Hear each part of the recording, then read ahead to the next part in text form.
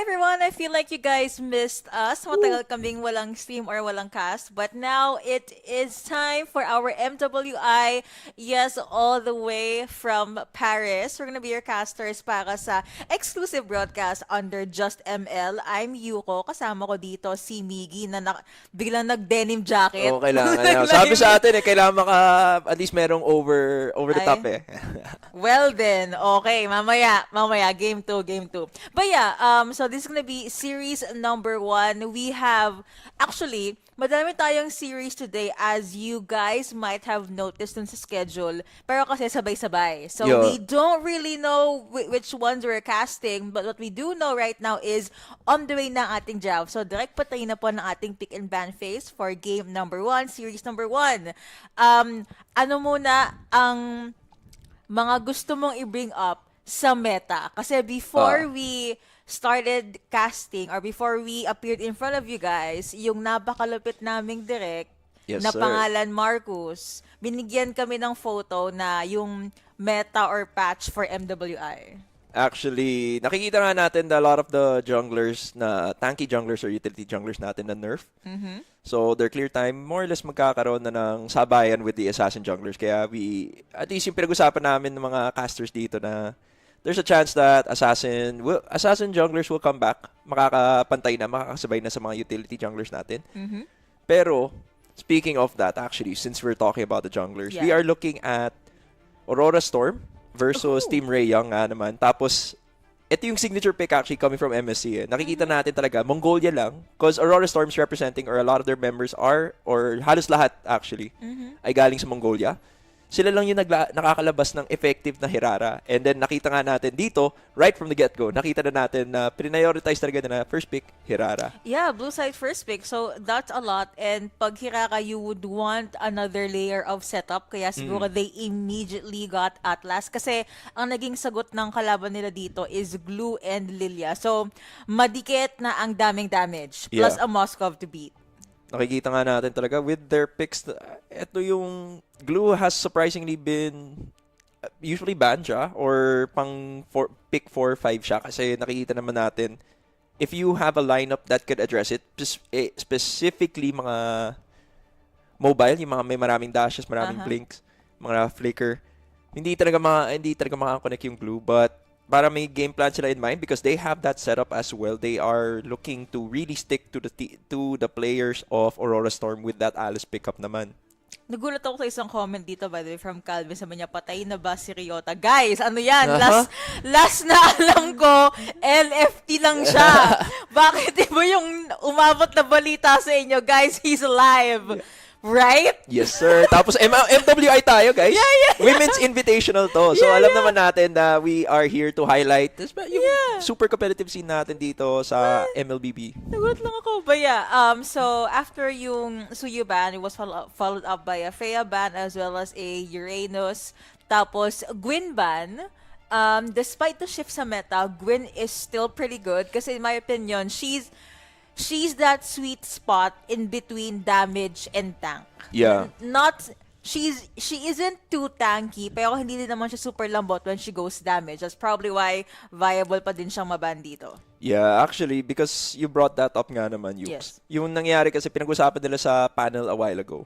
They were talking about yung parang Goldilocks pick as I think they coined it. Leo or Naisu. Yeah. Leo Goldilocks. coined it na parang the fighters right now, since alam naman natin, bumagal yung clear time ng mga tanks, Yes. medyo hindi nakakasabay yung assassin. Why not go to the middle? Kaya bumabalik nga si Balmond. Guinevere is one of the fighters rin. Pero mukhang assassin versus assassin tayo. Right from the get-go, Team Ray Young, fourth pick nila ay isang Lancelot. And mabilis yung clear time niya. And I think he's one of the heroes that could actually, kaya niyang makisabay. And in terms of damage, mas malakas yung damage output niya kaysa sa isang Hirara. Yeah, still untouchable. Si Lancelot from our meta and one of the most stable heroes so far despite the changes. Hi kay JP America. Sabi niya, hi Ate Yuko. Hello, welcome sa ating mga viewers dyan. Share the live stream.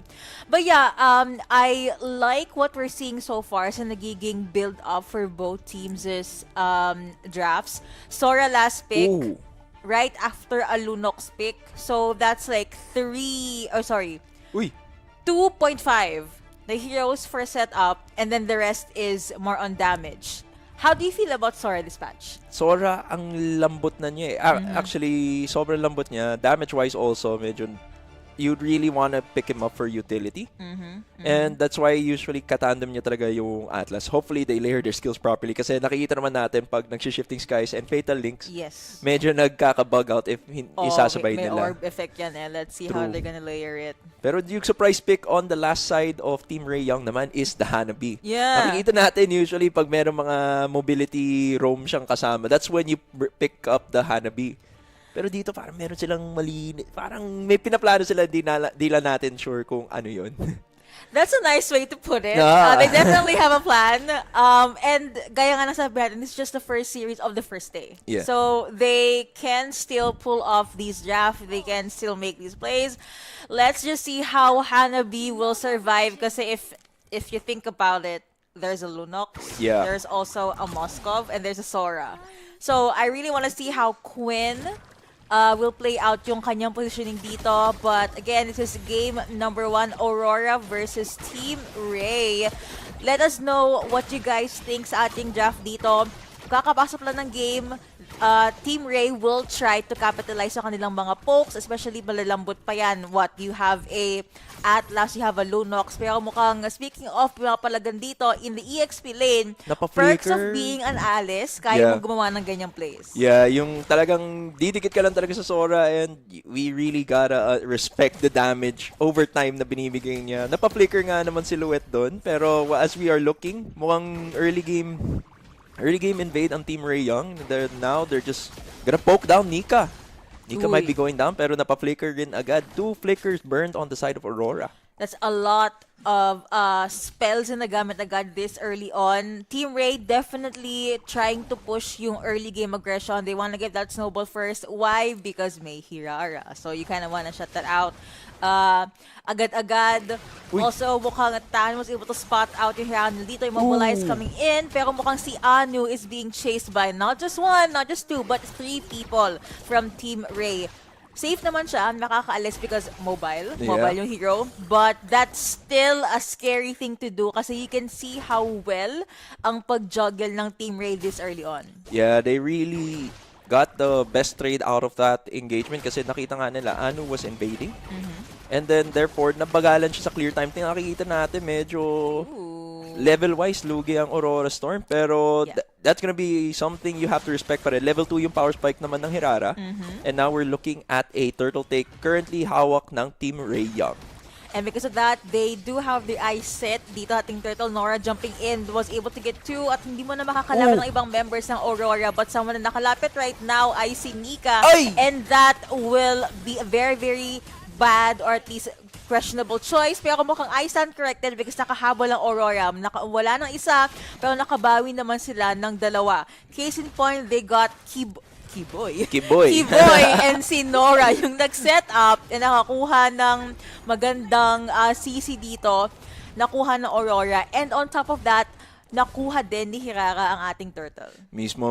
Nasa huli ang pagsisisi kasi napa-purify agad at napa-black shoes nila si Miku. So that's why they were able to get that take. As soon as the level 4s were coming out of both teams, nasaktuhan, na-force nga nila kahit wala ng battle spells yung Aurora in terms of flicker kay Nika at kay Luet. They had enough setup, they had enough urgency to know who to target dun sa turtle fight na yun. Thus, they were able to secure it. Kahit nga medyo nagkaroon ng off sa pathing ni Hirara, which is on Anu. Yeah, I guess that's one way to show na disciplined yung team nyo kasi nakabawi kayo even though kayo yung na first blood. Ngayon, feeling ko tapang ni Nico yung puhunan ng Aurora Mismo. dito. Look at all those face checks. And well, Atlas ka naman, so you're gonna be A-okay. Yeah, especially pag may perfect match kasi, you get that damage reduction just to be able to do so. Pero nakikita nga natin na medyo napapunish ang Team Ray Young with the Hanabi pick because as soon as may SOD na si Mob Psycho, kahit nga hindi siya nag-SOD from the gold lane, nandun siya sa mid lane, nag-double lane siya, tapos meron pa rin siyang binatong sibat para lang mapasibat ang Team Ray Young. Nice wordplay. Sibat for a sibat. Pero let's talk about gold lanes ha. How do you feel about yung match-up ng dalawang gold laners ng Aurora at saka ng Team Ray? Kasi for me, I slightly favor yung sa Aurora. Solely Yeah. because it's a hero na we're accustomed sa role na to. Yeah, in terms of laning kasi with both of them, they have a tendency to clear really fast kasi alam naman natin yung passive ni Moskov. Yeah. Can pierce through the minions, can Yes. pierce through yung kung anong tinatamaan niya. Yeah. Pero lumalamang rin kasi yung Hanabi in terms of clear because of how the shurikens can suddenly stack up. And speaking of stacking up, they were just all there on Kiboy. Si Glue naman yung nakapatong kay Luet. Nagamit na nga yung Shifting Skies pero meron pang mini stun na makakangyari. Pero there goes Nika. There goes Dika as well as Luet. That's going to be a double kill going over to Tan. On top of that, nakuha pa niya dito ang ating Turtle. Rotating over sa ating mid lane agad. Miko still 1-0 and 2. The longer the game goes, masasakit syempre ang isang Lilia. But ang hinahanap natin na control and team fight from Team Ray, supposedly kanina, nakita na for the second Turtle. Will they continue on doing that? Hindi natin makikita kasi nag-replay muna. Yeah. So, Miggy, what happened dito? Ito na yung sinasabi natin na as soon as nakakuha nga sila ng setup na malinis, it just so happened na masyado sila malayo. And siguro that's where Kiboy really shined na shown. Kasi nalayo niya si Luet sa team niya kaya hindi siya makasetup na maayos with that. As soon as she got a shifting sky up to 3 to 4 of their members. Nilayo agad siya kaya hindi na niya makakonect agad yung skill chaining niya. Hanggang dito lang daw sila. Pero mga Mismo. kailangan bumawi ng Aurora dito. You also have the Order of Brilliance pop by Lunox. That is a Ooh. kill going over to Quinn. And Tan diving in again under turret. And speaking of turret, nawala na or natanggal na ang isang turret from the EXP lane. I'd like to think na for Team Ray, they initially planned na basag muna ng turret. If we get one, that's a good bonus. If not, then we just ball. Yung speaking of ball, nandun na nga na all, balls out, guns out yung ginawa ni Nika doon. Really forcing that fatal links to make sure that they got the pressure right on the get-go. Pero ito na nga, speaking of Nick, Luet gets Quinn goes out down. of the equation. Si Kiboy yung matitira doon. Mob Psycho dodges the stick. Ito na nga, tuloy-tuloy pa rin yung pressure. Pero biglang dumikit doon. Paano siya nakarating doon? Well, ganun talaga pag... See, I think this is an overstay. Na-punish sila kasi they overstayed. Miko could be the next target pero hindi umabot to stun ni Nika, Miko, and Nika. But Nora, makakapag-def pa din naman sa ating turret dito. And Team Ray now, they are positioning themselves para sa turtle. Can they force a fight? Walang SOD as well as walang ultimate from Anu. They could. Given a few seconds, Quinn will be there also. Pero kung mukhang nakakuha ang ating Tetaya Aurora going over to Anu at mukhang tao-tao na lang for Team Ray. Nora takes so much damage and gets obliterated by Zulana. Ganun talaga pag Lunox. But I think that was just the auto-attack. Nika again catching strays. All that damage. Pati ang pagka-sticky ni Kiboy nakuha niya. Miko forced to use black shoes as well. So far, gold lead, not significant, is still on the side of Aurora as well as yung kill count lead. Pero ito na nga si Mob Psycho, medyo na pressure siya because of that. They were trying to get more from the objective kasi nakita na nga nila they had the numbers advantage. So the split push was on Mob Psycho's side, on Aurora Storm's side.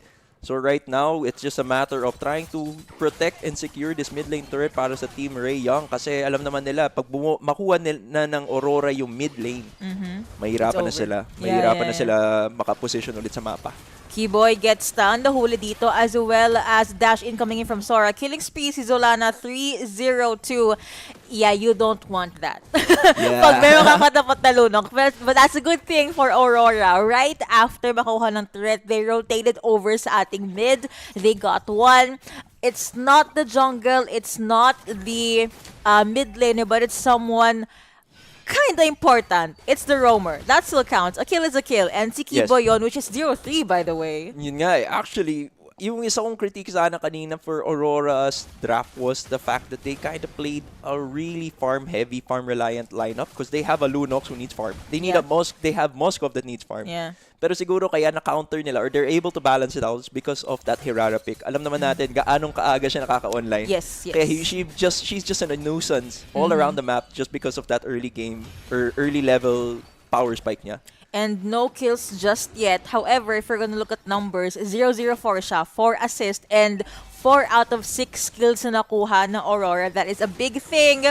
And Ooh. speaking of another big thing, kailangan na atang makuha or mag-focus ng Team Ray dito. However, Aurora initially were the ones that had first dibs. Moskov or Mob Psycho, available lang kanya SOD. Kiboy does dash in. Pero baka nag-ultimate din dito si Nora. But let's see how things are be panning out. Miko gets the first blood sa laban na to. Make that 2K actually. The Lord is quite low. Shutdown and triple kill going over to Miko. 4-0 and 3. Pero si ano pa din ang nakakuha ng Lord natin dito. Quinn was not enough to protect or to zone out si Anu dito. Consistent ang Hirara ng Aurora. But even then, kailangan may bawi ang Team Ray. May wave tayo sa mid. Let's take that and replay. Ito na nga, nakikita natin yung shifting skies into Flatal Links nila. Ang ganda ng ginawa ng Team Ray Young to make sure that they're forcing them to skill at the wrong timing. Nagiging off yung timing nila, pero ito na si Anu with that She's untargetable right there. biglang naka-retry after. Di nila na-expect yung timing na yun kasi medyo fresh pa nga. So you're not sure when magiging targetable agad si Anu on that Hirara. And then tuloy-tuloy lang yung pressure. Tingnan natin with the Fatal Links. Nika, last na the ultimate coming in from Laura as well. May dive in na nga kay Luet. That it's a lot of slow, a lot of setup. Wala na ding shifting skies ang ating Sora. Pero mayroon pa naman siyang flicker which she did not use. Hindi naman kailangan. Nakaalis din ang Aurora in that sticky spot. And looks like Lord will be marching down sa bot lane natin dito, which will probably get melted down by Quinn anyway. But Ano decides to say hello. Konting vision lang siguro. Mob Cycle taking so much damage from Tan. Uy! But mukhang that's na be the ultimate being committed by Tan. At nagulat pa din si Anu kasi wait, parang may damage ako. Assassin nga pala ako. So tumesting tayo and that was enough to actually force Team Ray to go back. They really want to protect this mid lane turret, no? With all the pressure that Aurora Storm is giving, Team Ray Young still standing strong. Kahit isa lang yung makunat nila during that time, they were still able to protect this lane. Now, all the while, nakikita natin, nakakuha si Mob Psycho. Si Mob Psycho yung nakadikit, and she goes down. Tuloy-tuloy na ngayon yung pressure coming from Team Ray Young. Si Zulana na yung next. Habang si Nika nandun, pinapatay lang ni Tan. But that's a disengage. Now, they just have to control and keep this up. They have the momentum on their side. Team Ray Young looking to try to open up the map for their side. This is what happens pag nahigambana ka. That's it. That's the moral of the story. You see the flower, you pray. Pero mukhang double kill pa si Queen, pero let's see if they will get more. That will be Fatal Links nating on to one. Pero mukhang kumapit na nga dito si Kiboy. And even on the turret, that's gonna be enough for Quinn to pick off 1 kill. And si Nika pa ang nakuha niya. Supposedly tanky, but not tanky enough. Nakita na nga natin na nabigyan siya. And turns out that is the power of Kiboy. Na kahit yun nga yung goal kasi ng setter heroes ng Aurora Storm is to be the one to manage kung saan po position yung lineup ng Team Ray Young. But paano na kung yung setter na yon ay yung nasetan? And that's what Kiboy did. Parang to be able to fight someone na nagsiset, dapat ma-counter set mo siya. And especially, it's Atlas. You always talk about Atlas na mga setup, mga nambibigla kasi may stun and may pull siya. And looks like there will be a pull towards the Lord kasi Team Ray ang may first dib sa ating positioning dito. Ultimates are available for the side of Aurora except kay Luet tsaka kay Anu for now. Si Mob Psycho could try a backdoor play, pero I think naamin naman ng Team Ray yan. They are able to push back yung mga members sa Aurora. May nakuha dito na 3 na 4 and Nika goes 6 feet underground yet again. Tan gets the Lord and Anu goes 6 feet underground. Ang targetable bigla, pero I think makukuha pa din yan either way. Okay, never mind. I spoke too early. Shutdown goal goes over to Anu. First kill niya, by the way, for the game. And hindi man nabutas ni Mob Psycho yung base, it was enough to push the waves in. So, overall, that is a win para sa Team Ray. Para sa akin, nakala ko maabot ni Kiboy. Nakatakas. Anu is playing really well, by the way. Para talagang Mongol, you gotta give it to Mongol. Talagang gamay nila yung mga Hirara plays nila. And you gotta give it to Team Ray Young as well. Ang ganda ng ginawa nilang setup doon. Inunahan nila as soon as they knew that it was their go time. They knew that Nora had the Throne of Ruin. they made sure that they could capitalize on it. Kasi kahit dalawa yung setup nila, kung na-setapan na kayo, ano na magagawa ng setter nyo? Wala lang magagawa yung setter pag ganon. Ano, trying to win that 2v1. She will survive, kaso papasok ba? Pumasok, pero si Kiboy doesn't care. Like, my job is done, but someone's job isn't done just yet dahil si Miko tina-target pa si Zulana. Team Ray trying to shove the waves in towards the mid lane ng Aurora. They have a 2.6k gold lead and give or take 5 kill count na lead. Nora did have her eyes sa buff ni Anu, pero nakuha ni Anu eventually. Yeah, that is the threat of Team Rayong right now with their lineup kasi ang lakas talaga ng zoning capabilities nila with Nora. Pero ito na nga tuloy, shifting skies to set it all up. Si Tan yung co-connect. Mob Psycho Nora's trying to down. look for the position to try to free hit. Pero si Anu yung talagang risky plays coming from here just to prevent the push. Pero it's gonna be enough. Good ultimate coming in from Tan. Honestly, si Nora ang naging sacrificial lamb that is enough for Team Ray para makapaglagay ng buta sa base militar ng Aurora with Nika and Luet down. That's a lot of seconds na pwedeng mabili ng Team Ray. Even if sabihin mo na buhay si Anu, it's difficult to juggle 3v4 unless, parang gustong bumbero Kinlayer na lang yung wave, sabi nila, hindi. Kaya naman ilaban, pero play safe tayo. We don't wanna give more turrets. Yeah, they have to play the respect game kasi nakita na nga nila Nika was coming back up. Though her stats are 077, Fatalix pa rin is something you cannot disrespect. And now that we're looking at the items na lumabas na nga, lamang na si Queen, 2K, halos almost 2K lead above the Moskov ni Mob Psycho. Same kay Tan against pero Anu. Si Anu rin 1,000 naman yung gold lead. Pero you have to see that Hirara's damage is falling off. Though she is a threat to deal with, sobrang slippery niya. Nangyayari nga lang, natutuluyan lang siya. Fatal Link coming in, pero it's not enough and that's gonna be Throne of Ruin connecting onto 3. Pero baka pumasok pa din si Lueto with the Shifting Skies. That it's not gonna be enough kasi kahit may flicker siya, she was not able to get away. Mob Psycho did try to target, pero ang nangyari, panalo pa din ang Aurora pala kasi 1-2 trade. I think medyo naging greedy yung entrance ni Nora doon. Paid for that with her own life on top of Keyboys. Pero hindi pa tapos kasi mag-juggle na naman tayo sa ating Lord. Anu's retribution is not yet up. And Nika is actually not up also. May tayong shield coming in for the side of Team Ray. Shot on gold goes over to Anu. Nagalawan si Miku. But even then, Tan focus na lang sa goal. We lost a handful of teammates. Kuha na lang tayo ng Lord.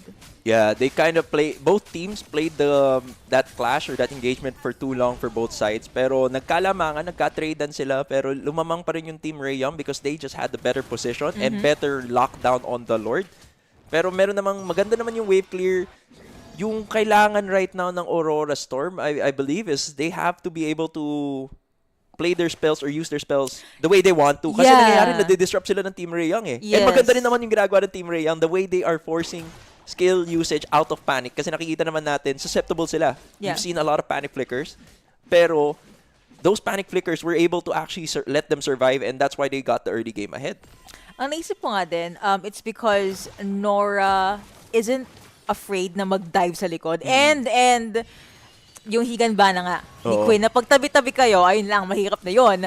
Lord marching in sa ating mid lane. Kiboy kumapit sa isa pero kailangan na ding pakawalan pala. Turrets are falling down as we speak. Pero Team Ray, naghahanap pa din sila ng one opening. One mistake from Aurora. And Nika is low, forced to go back. Baka dito tayong jumped in. Tan is still alive. And apparently their turret also is alive kahit one hit na lang yan. One hit and a dream. Pero Aurora Storm successfully defending that high ground take. Now all the while, si Kiboy medyo nabibigyan. Shifting skies into 4! That's beautiful. That's beautiful follow-up as well. Meron din tayo Fatal Links, baka na frozen. Si Miko, pinako na nawala. The back liner is already down. Pero meron tayong mortality being popped by Kiboy.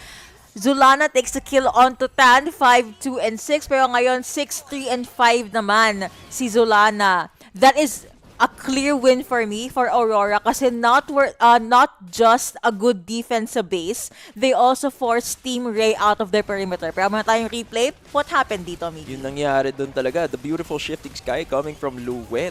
Though they were able to pop a lot of Team Ray Young's immortalities, hindi nga sila napuruhan, pero nakita naman natin na if they're gonna take any engagements in the next Lord fight, wala silang immortality. Ang bilis na And all the while, replay, no? Parang, ang dami ko pang gusto makinig sa sinasabi mo, pero bigla na wala na yung clip. Pero anyway, Kiboy found her target yet again. Nora taking so much damage. Ang sakit na ng ultimate ni Zulana. Chaos, darkening. It's gonna hurt. It's gonna be a problem. But you mentioned kanina na gold-wise, so that means item-wise, lead si Quinn. But why don't we see a lot of effective plays from, I mean, 8-1 siya ngayon pero but why don't we see a lot of good plays from Hanabi? The damage output really depends on how many players are magkakatabi-tabi kasi kailangan mo rin, as much as masakit nga yung damage niya, you'll only see its effectiveness once you start seeing the damage done. Pero mukhang may outplay na nangyayari dito. Ooh, teka! That's a spicy gameplay! That's really good. Nice sidesteps nila dito ni Kuboy ang SOD, but it's not gonna be enough because Stan is very, very low, forced to run away, and that is a good decision in my opinion. Ang nangyari, just hold off Moscow para hindi makapalag. And even if makuha ang Lord natin dito, Quinn with the immortality, with the attack speed, auto-attack speed, locking into the base. And that is the first game win for the day. Team Ray ang panalo. You mentioned kanina na kailangan maging cohesive ang mga skills ng Aurora para to make things work. But para sa akin, iba din kasi yung hawak ng macro ng Team Ray. And that is the reason why no early game, they get to do these crazy things. And up until the end ng ating game number 1, nadaan sa macro. Unang game natin, Miggy, backdoor play agad. Exactly. Ito na nga. Kaya sobrang competitive. Team Ray Young just showed up with the Hanabi. Kaya pala pinili nila. We were talking about it na parang may plano sila, di lang natin alam. Pero canonically speaking, sa lore kasi, yung magkaribal talaga, yung mga rivals natin, it's actually Hanabi versus Hirara. And turns out in this game, Hanabi was the one who secured the victory. Hanabi won, by the book talaga. But that was an interesting way to start our series. We're gonna be hopping into a very short break. Kita ka sa game number 2. Pakinggan nyo muna ang mga post-game analysis ng actual casters in our main broadcast. Be right back.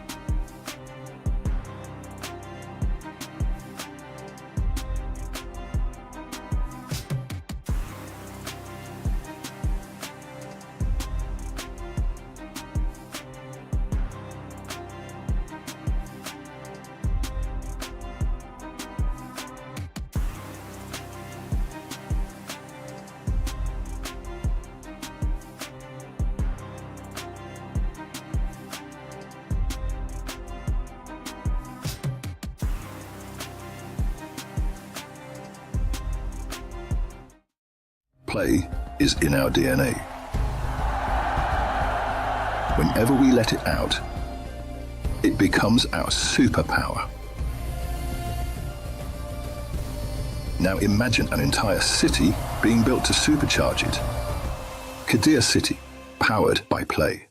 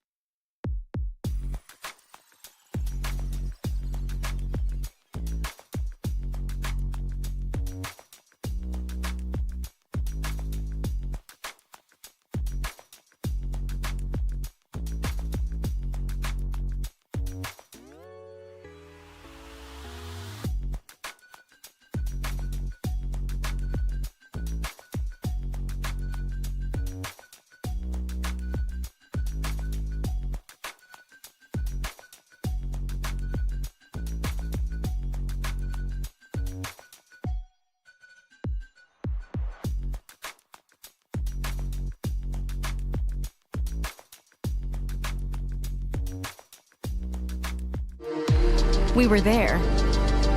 For every click, every clutch, every respawn. We were there for the years of grind. And we're here. Now. The proud founding partner of EWC. Powering the biggest event in gaming. Shoulder to shoulder with the world's best. Making history. Greatness deserves a stage. Lenovo Legion. Reach your impossible.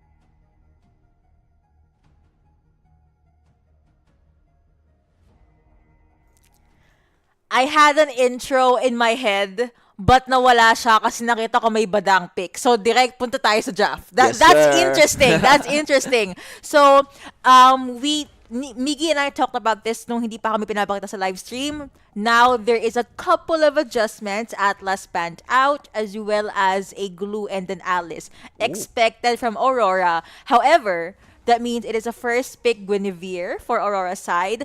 But sinagot to ng Lilia. Again, pretty good. But may badang. Miggy, do you think this has something to do with the Guinevere pick? Or Team Ray is taking a gamble na they expect a certain play style or a certain hero na lalabas sa Aurora?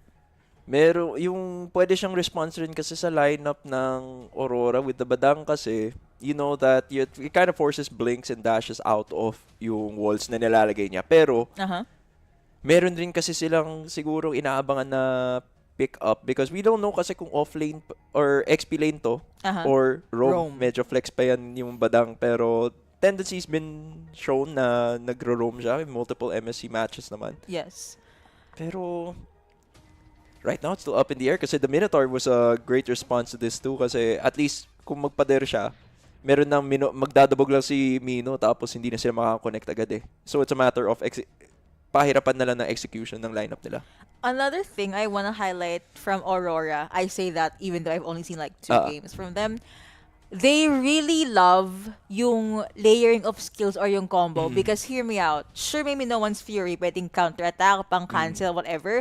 But another thing is, pwede siya magbi no one's Fury and then Violet Requiem from Guinevere. So, it's all about the timing, all about the setups. But speaking of setup, tinanggal pala na Aurora yung Hanabi. That's like 3 heroes out of 5. Oh, respect na No, talaga. na nakita natin Respeto. kanina pa, you know what? If you can't face it, ban it out. Plus a Harith to beat. Tapos Moskov naman ang 4th ban ng Team Ray. Plus an Arlet. Nakikita ko kasi sa lineup nila, they're just trying to find ways to make both teams have a hard time to execute a team fight. Yes. Nakikita natin we have a lot. Badang is very high mechanically skilled. Yung cap niya or ceiling niya medyo mataas kasi alam naman natin na kailangan mo talagang maganda yung pagpapader mo kasi mapapunish yung team mo kung hindi malinis rin yun. Yes. All the while dito sa Aurora, if mawalan ka ng setup or hindi ganun kaganda yung setup mo, madadali yung Mystic Gush ng isang Gord. Pero late to biglang surprisingly, umabot pa sa second phase of picking yung Freya natin, guys.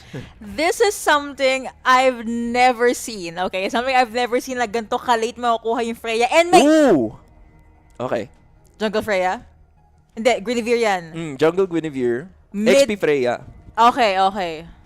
Wow! Still plausible. We've seen people pull it off. However, ang bilis na naging adjustment ng Team Ray. Frey has a lot of shield, obviously. Kaya nga, even in the gold lane, her combos are crazy. Isa lang naging sagot ng Team Ray. Let's bring on Esmeralda. Na coincidentally is buff this patch. Yes. Let's see how things are gonna pan out. Pero draft for draft, this is match point for Team Ray.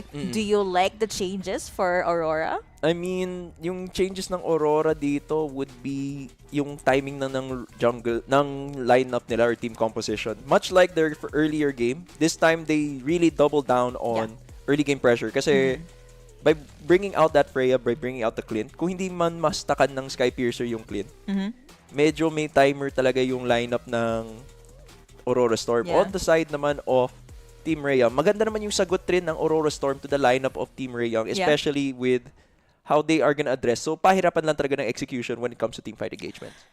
In line with that, the reason why nanalo ang Team Ray is because they were the ones who may better execution. For game 1 lang for game 1. Things will change definitely for game number 2, but let's see if things are changing kasi mukhang early game pa lang. That's already a heel down for the side of Aurora. However, Nora... Alright, okay. So, by the book, an Esmeralda is only effective pag level 2 siya. Funnily enough, kay Freya, if ang first skill na too bad we can't see which skill yung inuna ni ni Luet. Kasi pag yung talon yung inuna niya, that's an immediate lead on the Freya. Exactly. Pero alam na nakikita natin pareho na meron siya. Pero Yeah. the way she's just bullying Nora out of the lane is something to be studied. Kasi nakikita naman natin that there's so much pressure and she's doing her job as an XP laner. She's creating so much space. Now there's 3 people trying to respond to her pressure on to Nora. Para muntik na kasi. Nakita Oo nila nga eh. twice. Mora was shoved in the turret. But okay, she needs backup, guys. Help. And wala naman nangyari. Spidey senses ni Luet came through.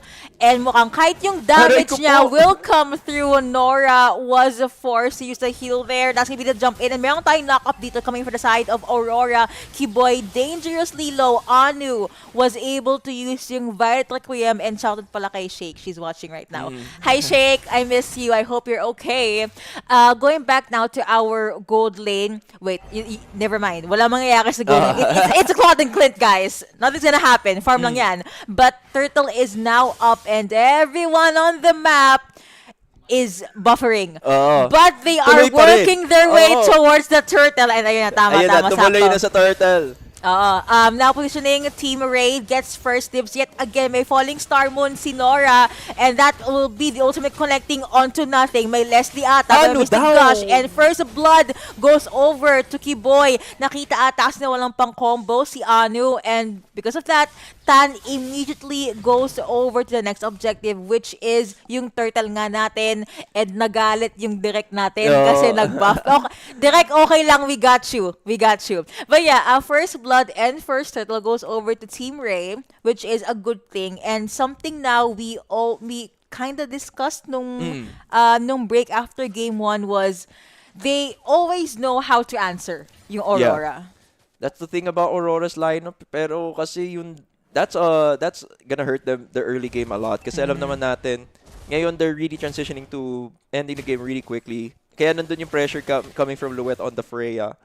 Pero nangyayari rin kasi, in terms of matchup sa gold lane natin, Quinn versus Mob Psycho, Clint versus Claude. Yes. Lamang dapat yung yung Clint sa early game because he's supposed to be bullying the Claude out of lane. Pero ganda ng ginagawa ni Quinn, trying to even this out, really slowing that lane up. Kasi alam naman nila, yung time is on their side. Team Ray Young's lineup is gonna scale. They do have all the time in the world. Pero another thing na I wanna highlight is yung Romeo may 2 kills by. Feeling ko ganyan si Oblivion eh. Diba? Sabi niya kanina. Kasi nung towards nag-1G sila eh, nung naglalako, parang naka-double kill, triple kill yung Rome. Ang kapal na mukha, no? Ayaw ibigay sa sa damage dealer. But anyway, a good start for Kiboy. Even and Quinn holding her ground despite technically dapat siya yung at a deficit.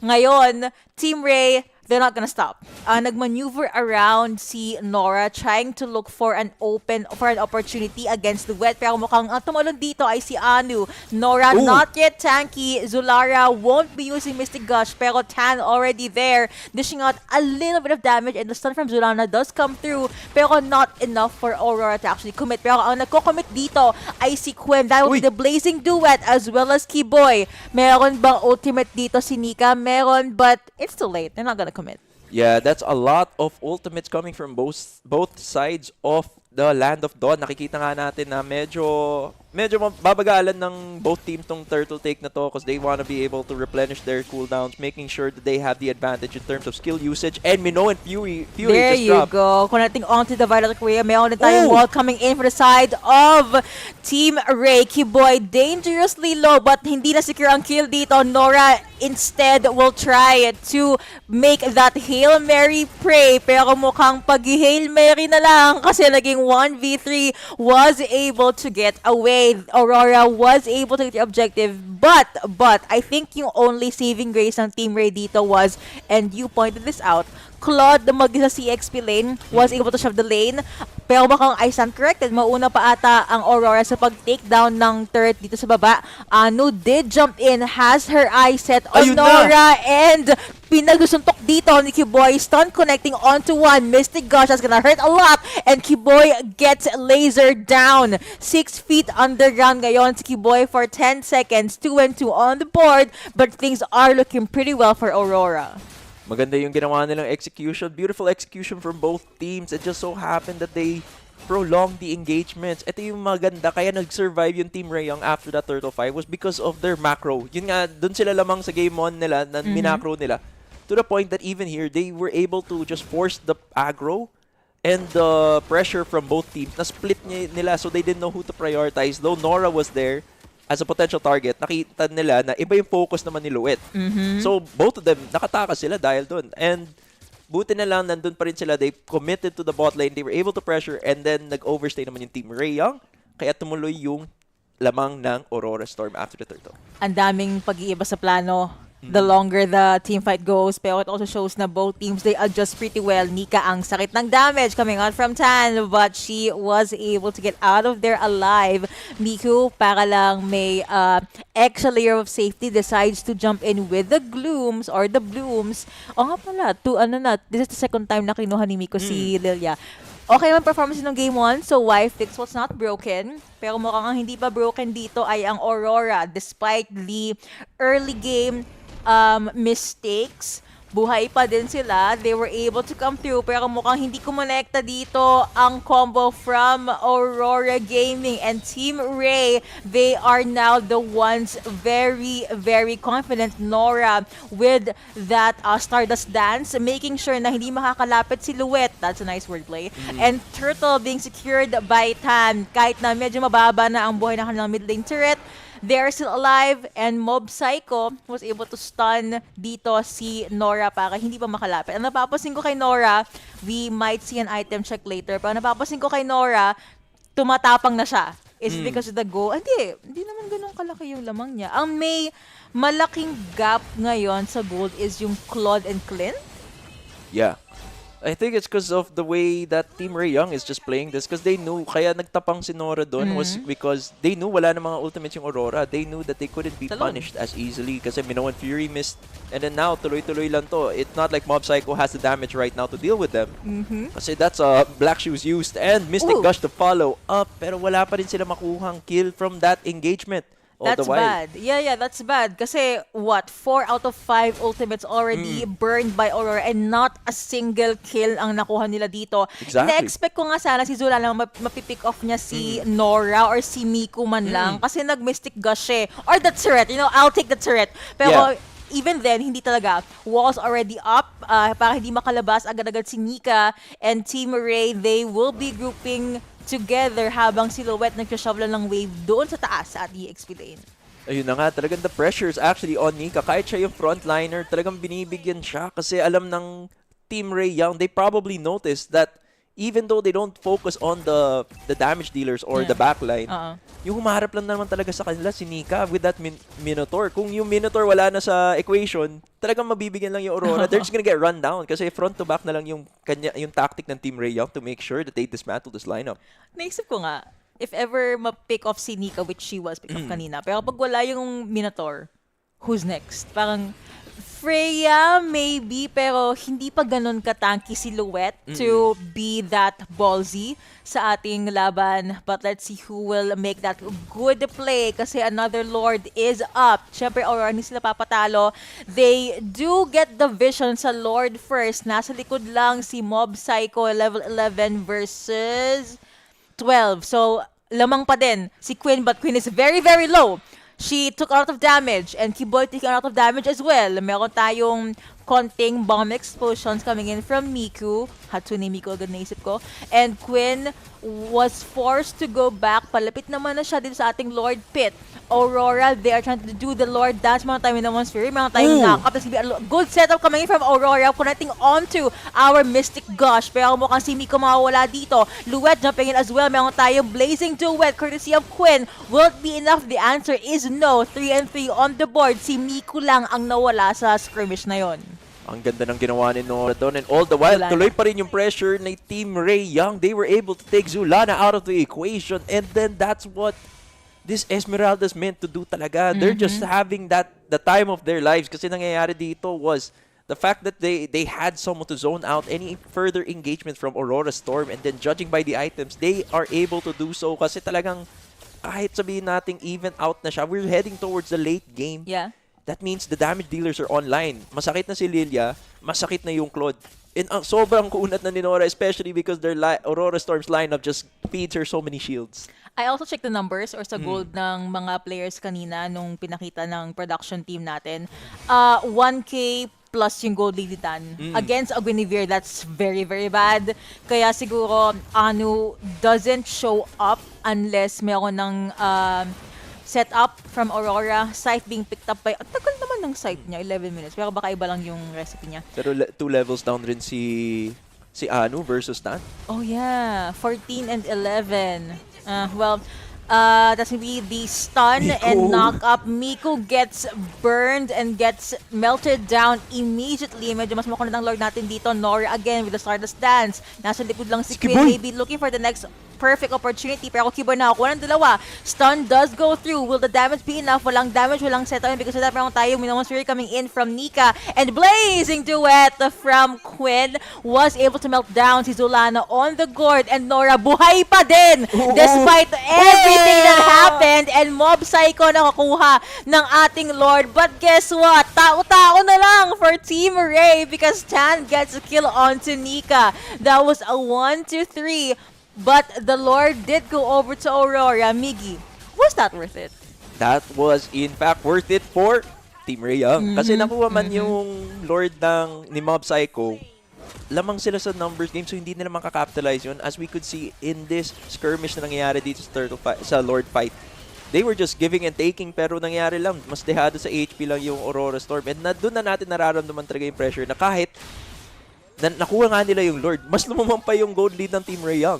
Yun nga parang nagkamali pa na na-secure ni Mob Psycho yung Lord. Maybe it's easy to say na sana nilaban na lang na Aurora pero kasi lead ang Team Ray right now, but that is a very, very good Mystic Gush coming out from Zulana. Kaso Anu ang unang nawala, and that will be the dance coming in from Team Ray. Nora was able to sustain all that damage and Tan dishing out so much damage. Good alley-oop. Luet did jump in pero it's not gonna be enough. Wala siyang vengeance. And now Aurora is forced to just take a step back, which means Team Ray, they have all of the advantage except dun sa top lane. But Tan is doing something. Magka-shove siya agad. But they have the gold lead, they have the kill lead, and they even have the lead sa minion equilibrium, I believe, even sa macro. Because this is something that we've been seeing kahit nung game 1. Aurora is almost always responding sa ginagawa ng Team Ray. Yeah, then that's why that's the beauty of the gameplay coming from Team Ray kasi nakikita talaga nila that they are forcing responses from Aurora Storm. So, not just sa macro, sa micro rin nakikita na natin na Team Ray Young's game plan is to force Aurora Storm to play their game. Kasi nakikita natin na ngayon that they realize that Nora is a threat. Yeah. Agad-agad, nagra-rush sila ng D-Ice, nagra-rush sila ng Golden, ng Glowing Wand. And then all the while, yung threat talaga dyan was actually sina Kiboy at si Quinn. Surprise, di ba? Nagfo-focus sila kay Nora kanina about it's my time to shine. Also, one thing I wanna highlight, despite being 0-3, if you noticed yung nagtapon ng Bloom si Migu, si Nika napapaaray na. And that is a Minotaur. That is supposedly the frontliner ng Aurora saying ouch against the combo ng isang Lilia. Yun na nga kasi they see the threats are coming from Nora kasi hindi nga makakonect yung Aurora Storm because of that Aurora, because of Nora. Pero all the while, si Nika na naman yung nabibigyan, forced to flicker out 15 seconds before the Lord. Alam na natin, they have the info that Nika has no flicker, Minnow and Fury combo to set up that turtle fight. Exactly. A Lord fight. At the same time, I guess alam din ng Aurora na wala ng ultimate si Kiboy. So that is mas free mag-target si Luet, si Anu, and even si Mob Psycho. And because of that, Aurora, they do have first dibs on the Lord again. Sino ka ba nang papakita dito agad? Si Nika, tamang scout lang. Trying their best na ma-zone out si Nora. May Mystic Gush, pero nag-ultimate na si Mob Psycho. That will be the kill going over to Zulana first. Pero Nora taking so much damage. Luet! Sumabog dito! Courtesy of Miku, pero naka-double kill bigla si Zulana. Okay lang yan kasi makakabawi naman ako, sabi dito ni Zulana. Still waiting for a good play from Mob Psycho, pero Monticle going over to Tan, and Nora with the shields was able to sustain ang kanyang buhay. Healthy pa din si Tan, 6-1 and 2. But Aurora have their eyes set on the turret. And that's what happens when you're a Clint, okay? Grabe ang iyong crit, pero grabe din ang damage si Quinn, but it's not enough, was not even able to get yung shutdown gold from Zulana. That means one thing and one thing only, free Lord para sa Aurora. Ayun na nga, yun yung, I would say, one word to describe what just happened is respect. Kasi they had to respect the damage coming out from the team of Aurora Storm and have to respect the Soul Sever coming from Team Ray Young. With that, na-secure pa nila yung Lord, na-steal pa nila. I don't understand what's happening. Nagugulat na lang ako, pero maganda yung laban kasi syempre nag-all in ang Aurora sa kanilang laban dito. Again, match point na to. 10 and 10 ang ating kill count, pero more macro play for Team Ray. That's 5 turrets down and 2 turtles plus 1 Lord plus the goal lead, obviously.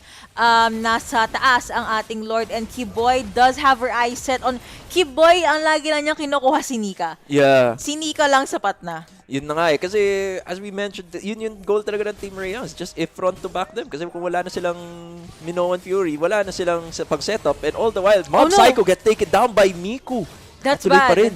That's bad. And si Nora, tinan mo, tinitiis lang niya yung damage output ni Luet, which is supposedly ang one of the carries ng Aurora. 30 seconds, by the way, na wala si Clint. That is punishing para sa lineup ng Aurora. But they did manage to take down yung Zulana! Lord. Pero mukhang mati-take down din dito si Zulana because meron tayong ultimate coming in from Quinn. The turret falls down. Meron pa tayong wave coming in from the mid lane. Tan is healthy. Level 15 na agad. By the way, ang jungler rather ng Team Ray, and now they have their eyes set on the turret. Matutunan agad. Nika did try to jump in, pero mukhang that will be her demise. Ultimate being committed by Kiboy, forcing Nika away. Their base gets to live another day, but at what cost? Wala na silang turrets. Nirespeto talaga rin ng Team Ray Young the way they're playing it. Beautiful macro coming from Team Ray Young. On the side of Aurora naman, nasusulit naman nila yung Minoan Fury and all. They were able to trade a few spells on the side of Team Ray Young. But yung ginawa talaga, you have to see how clean it was done. Kasi si Quinn, the whole time, all of those things were happening. Hindi siya napuruan. 100% HP siya the whole time. She was just able to find the position to make sure that she was dealing enough damage and making sure she wasn't dying. Instead, yung target pa yung namatay. Okay, jump in na naman. Feeling ko stress na silhouette, pero baka mas stress dito si Kiboy. Immortality being bought. Meron tayong ultimate coming in from Anu, pero napakagandang blazing duet. Nakaalis naman na Aurora. Wall up for Kiboy. Tan is now godlike. And mababox in ba ang Aurora? That's 2 heroes down. Double kill going over to Tan, at mukhang si Nora jumping in. Ginamitan ng ultimate dito si Mob Psycho. Kill goes over to Miku. Anu, the only one left sa base ng Aurora. They will let her go. Clear na lang ng wave. Nawala si Tan. Shutdown gold yun for Anu. At mukhang immortality din. But I think that's it. Killing spree going over to Miku. Wiped out. And that is the first 2-0 for the day. Team Ray gets that victory over Aurora Gaming. You have to give it to Team Ray Young. Talaga, ang ganda ng macro na pinakita nila. The way they were just playing the front to back. They knew that they had a game plan in mind. That they knew that as long as they caught si Nika, it was their team fights to win na. Yeah. That was, napapaisip ako, there were a lot more moments na makakabawi sana ng Aurora, but it still boiled down to one thing and one thing only. If I were to use one word, I just use the word execution. Aurora Gaming is a strong team, like non-contested. Okay, there's a reason bakit ng MWI sila. But again, for execution lang talaga, Team Ray mas may aura ang Team Ray ngayon. But yeah, any other final analysis? What happened there? Yung mangyayari doon siguro is that Team Ray Young was just able to survive the early game. In terms of itemization rin, mukhang kinapitalize or prioritize nila mag-Sky Piercer actually yung Gord. Yeah. Yung Gord yung may Sky Piercer, hindi yung Clint eh. So they knew that, or they adjusted their game plan na parang yung priority damage dealer nila would be coming from Zulana. But things didn't go well. I mean, naka double kill, triple kill Naka-stack naman si naman. Zolana. It was there kaso mahirap pag nahabol ka Yeah. kasi wala. Si Ino kayo nandun eh. But that was the story again of our first series. 2-0 courtesy of Team Ray. With that, we're gonna be hopping into a very short break. Listen muna sa ating mga actual casters from the actual live stream. We will see you guys in series number 2.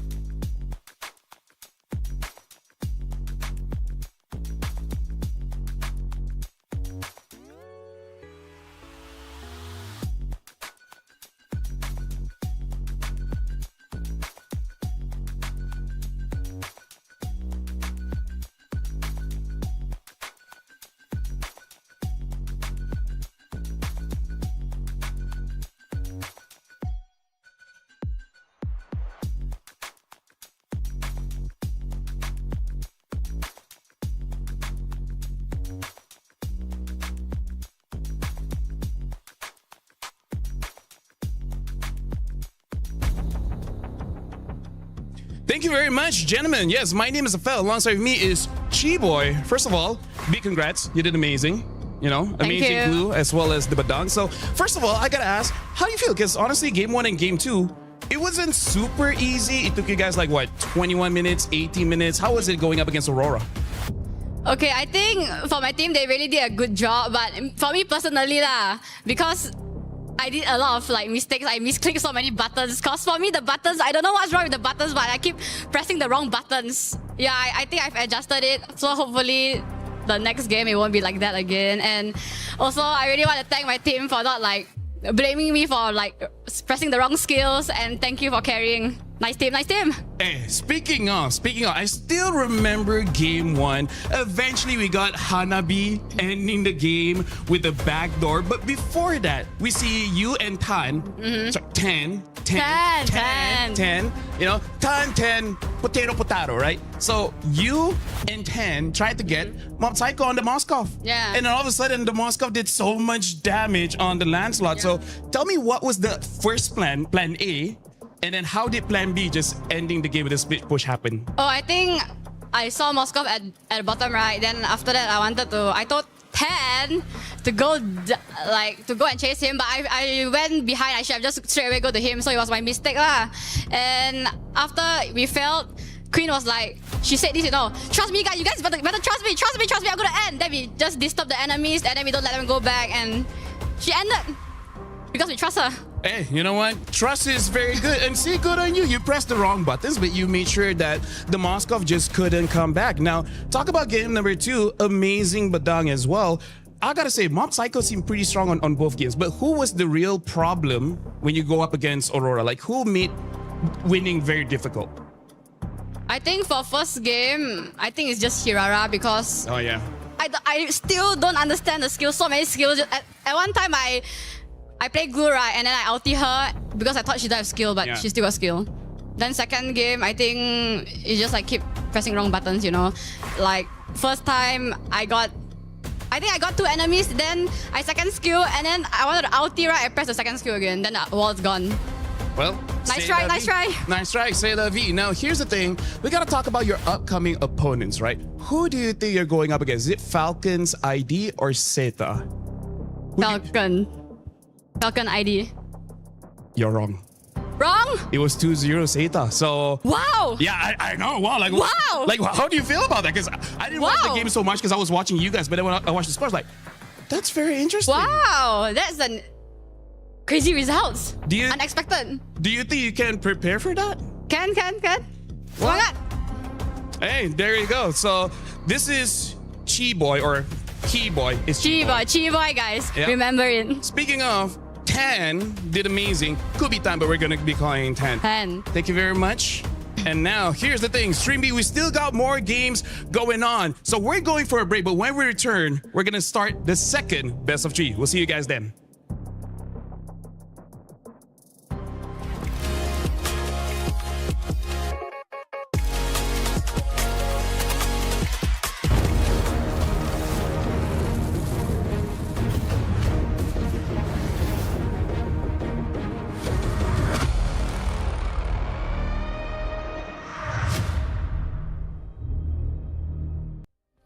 Play is in our DNA. Whenever we let it out, it becomes our superpower. Now imagine an entire city being built to supercharge it. Kadir City, powered by play. We were there. For every click, every clutch, every respawn. We were there for the years of grind. And we're here. Now. The proud founding partner of EWC. Powering the biggest event in gaming. Shoulder to shoulder with the world's best. Making history.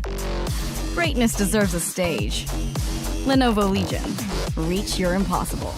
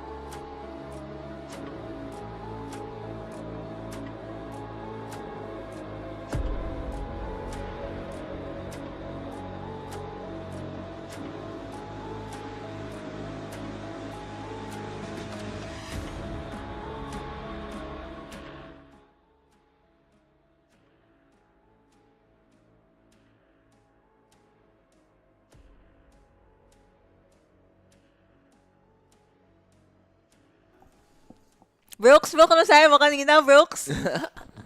Oh, tama.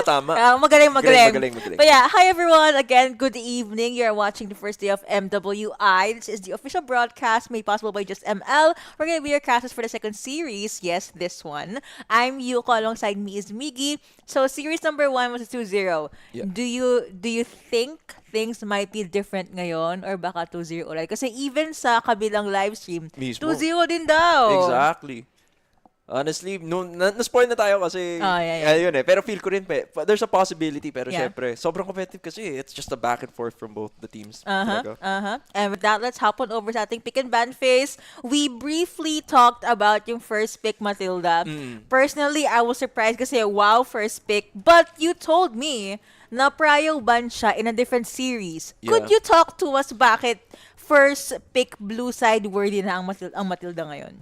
Basically, yung because of the return of utility jungling, talagang kahit sino namang utility jungler, pwede mo isama dyan. Fred, Akai, for example, Barats. That's one of the Better combos.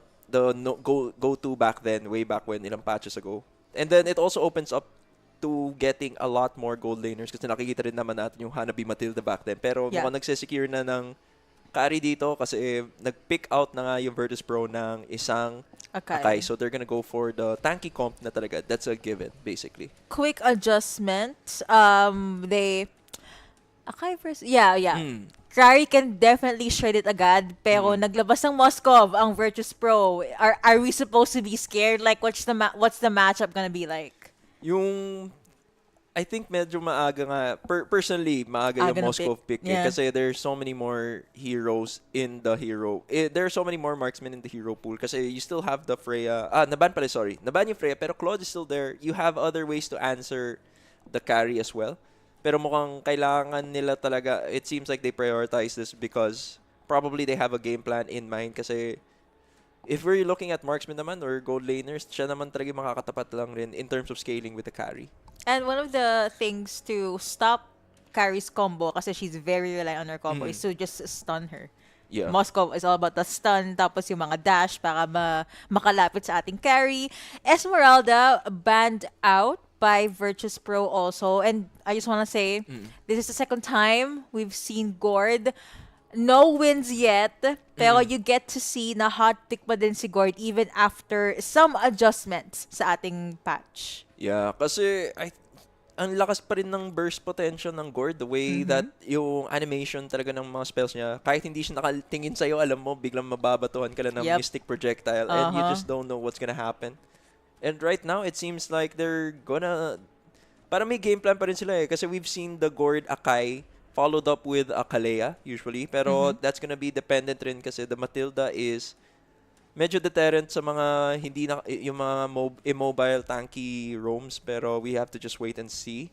All the while sa side naman ng Twisted Mind, sila mismo yung nag-ban ng Arlot and mukha talagang kailangan nila, they're really putting the pressure on making sure that maganda yung space or yung positioning ng kanilang carry. And it connects na they even banned Sora after the Arlot. Kasi what does Sora do? Access backlines, tapos yung Shifting Skies. They really want to protect yung carry. Given na yung Matilda, technically, tiga-save niya ng teammate diba? Make it, panghila yan out of sticky situations or yung mga difficult situations. Now, I do want to see ano ang next na mapipick up ng Virtus Pro. They still need an EXP late. Okay, a roamer. Teka, Gatot Kacha. First Gatot Kacha of the day. Kumbaga, sure, wala tayong Arlot, wala tayong Sora. But we still have a Gatot Kacha that can still access yung backlines. And even if they do try to target him, yung passive niya na Steel Bones, I believe yung mas nagiging tanky siya, the more damage na he takes. Yeah. I think medyo na force yung Virtus Pro dito kasi talagang pinag-isipan nila yun if they were gonna pick it up kasi they're currently running 2 tanky boys now. Yeah. And yun yung paborito ng carry Kung alam niya big skills yung kailangan para makakonect sa kanya. Ayun pa, may lang. Just being able to just shred through them. And speaking of surprises, Ren, with the Gatot and the choices, nakita na natin Kagura debut dito sa ating MWI, guys. I like this kasi aside from the fact na she has insane damage late game, common knowledge na yon. But something I wanna talk about is hindi makakalapit yung Gord sa kanya. Guinevere actually makakalapit siya. But you have yung second skill niya pang neutralize ng mga CC. So, Kagura can still jump out of these situations at a point na pwede pa nga siyang maging bait para lang mag-Violet Requiem, para lang tumalon si Akai. Di ba, Miggy? Yeah, mismo. Kasi kailangan mo talaga makita yung mangyayari dito. Kasi, yun rin kasi yung since you brought up yung Akai. Yes. Barats has become the natural counter to Akai because as we saw sa MSC, MSC wildcards, Yeah. talagang the way he addresses the heavy spin ng Akai, wala talagang magagawa. Talagang ano na lang sila eh. They just end up potentially just fighting it out sa, just ML. Pero yun nga, basta ML. Just ML. Nasaya pa nga yung spill ni Tokwa. Pero yun yung talagang dumidikit eh. As much like what happened, talagang you don't know, it's just chaos ensues kasi parehong junglers are just locked in. Yeah. Yeah. From a assassin-centered jungler draft, ngayon we are pivoting sa ating boss. But we're also pivoting baka sa mga utility naman. And I love this kasi ang pinaka-like ko sinasabi dyan, pag utility, you get to see more of the high IQ players, I like to call it, kasi mag-iiba yung shift ng rotations, mag-iiba yung shift ng sino ba magda-damage. But let's see, this is still a best of 3, Twisted Minds versus Virtus Pro. Comment down below, who do you think will win? Kahit game 1 lang, parang you're not gonna get ahead of yourselves. But draft-wise, I think mas interesting yung sa side ng Twisted Minds. It's good. You have a carry na hinighlight mo, gatot ka siya na kaya mahihirapan na. And they even got a Matilda and a Kagura to beat. Yung lapu-lapu bonus na din yan eh. Agree ako sa'yo, Yux, doon sa lineup talaga. In terms of sagutan sa draft, maganda yung sagot ng Twisted Minds Vietnam eh. The way they found the right ways to answer or address yung mga threats. Sila na nga yung nagdi-dictate ng draft. Yeah. Sila pa yung nakakalamang because they're the ones forcing Virtus Pro to play a reactive draft. Yeah. Speaking of reactions, let's see if mag-react nga ba ang Virtus Pro. This is an interesting shift sa early game, probably because again, utility junglers na nga. You don't see much invades, you don't see much early game aggression. Everyone is just doing their own thing. Also, imagine if magandang timing ni Mei Lane yung kay Miss Meow na hindi makakapag-heavy spin si Miss Meow. Kakainin lang siya agad. Exactly. Ni Mei Lane dito. That's a huge problem for VP kasi I'd like to think na yung ultimate ni Akai dito, aside from yung Violet Requiem ni Guinevere, yun yung initiator eh. Yun yung pag may naipit siya, pag may nakuha siya. Yun rin yung, I think, mangyayaring cause for concern yung sa Virtus Pro is because their engagements tend to jump forward or jump into the chaos. Yes. Hindi naman makakahabol agad yung Gord. Yeah. Or kung pagsubsob na nila, kung hindi pa sakto yung timing nila with Livin, hindi siya makaka-Mystic Gush. Hindi niya ma-maximize yung damage coming from the Mystic Gush. All the while sa Twisted Minds, they're built to just set everything up for their damage dealers. Yes. Kasi literally, Mei Lane, dudura lang niya yung kahit sino doon sa harap ng Kagura. And then Kagura could just combo that hero down and that's it. Imagine a very powerful yin-yang overturn pa. Mahirapan ka. And even if you try to engage, mayroon namang way para makapag-jump out because of Cow. And Twisted Minds has first dibs sa ating turtle. Daisy did jump in. That's gonna be the ultimate connecting. First blood goes over the side of Twisted. Pero si Meili na nakakuha pa din ng ating turtle dito. VP now forced to back away. Pero hinahabol siya dito ng mga members ng Twisted Minds. They wanna get it. I can smell na they want more kills. Pero sabi nila, buff na lang muna. Let's start to starve si Miss Meow. Exactly. And that's what's happening. They got the first blood, they got the first turtle, and they proceed to get yung buff nga naman ni Miss Meow. And ito na yung tuloy eh. Sobra. Hindi lang sobra. Yung nangyari doon. And they just proceed to clear up the lane. And that's where Barat shines actually. Kasi ang lakas ng kanyang damage in terms of clearing up. Kasi among the utility junglers, siya lang yung hindi na-nerf rin ata eh. Yes. From what I know, yes. siya lang yung hindi na-nerf. That's probably also the reason bakit nakikita natin siya ngayon. Kasi ang tagal na wala ni Barrett sa. Happy to see Barrett's back para may something new sa mga line-up. Hindi ko nakita yung gold pero I'm gonna assume na ahead dito yung Twisted Minds kasi meron silang almost 1k na gold lead. Na kay Daisy most likely and maybe kay Sa yung gold lead. Agree. Yung kay Sa actually, first item Sky Piercer binibuild niya. Wow. She had two adaptive gloves na guys ha. So that's why I was pointing na para tingnan mo yung item siya. First item, first pickup na Kagura. First time ko makikita yun. Usually glowing one, especially with a Gatot Kacha there. Pero talagang Sky Piercer yung inuna. Yeah. Sabi nila, I've played these games before. So pang Sky Piercer yan agad. Minon, taking a little bit of damage pero hindi nagpapatinag ang Twisted Minds down below sa ating gold lane. As you can see, si Chin ay freely nakapag-farm against Lunar. Minon as well as Livin is already there pero melee, meron siyang quick layer of defense, konting pang make sure na hindi matitake down si Chin Kao.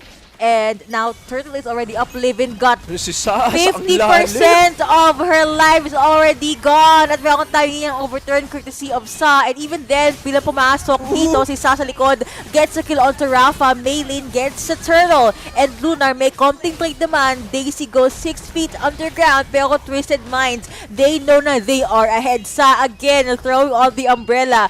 Alam mo yung anime na Another? Yun eh. Yun, si Sa, yung umbrella niya galing sa anime na Another, kaya ganito ata yung damage. Ay nako, oh my god, the reference. I hate. Why do I know this? Why? Age reveal by the way. Pero they got the buff, they got the objective, tapos meron pang bot lane turret down which gold lane ang nakuha pa nila. So that's a lot of good things going over to carry. Exactly. And as we saw that engagement, lahat nga ng Twisted Minds nakakonect doon. At si Daisy, tinangkin niya yung apat to make sure Maylane could get that turtle. And they proceed to do what they did sa first turtle. And they took the buff away again from Miss Meow. At ngayon, mukhang magbo-brawl na lang sila kasi alam nila lamang sila by forcing and creating space para kay Sin Kao.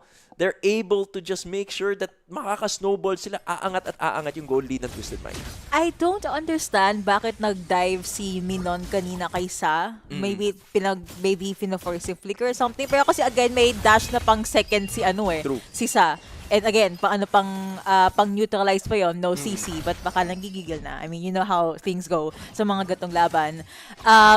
Gold lead, 3K, 6 minutes in, for Twisted Minds. Ayun na.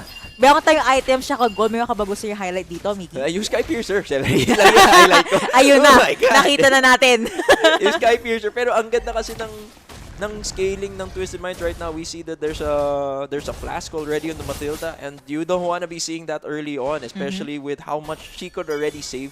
Kaya nga nandyan siya. Pantakas talaga from the heavy spin coming from Miss Meow. And I think that's why na-force yung heavy spin. Because they were tinatry nilang ipitin talaga si Sa dun sa kanyang play. Pero yun nga, you mentioned that sobrang mobile nga si Kagura. She had that extra dash in pa. So she made sure that wala sila magagawa. What was that? That's Livin at napilitan pang mag-ultimate out dito si Minon and heavy spin has been used by Miss Meow.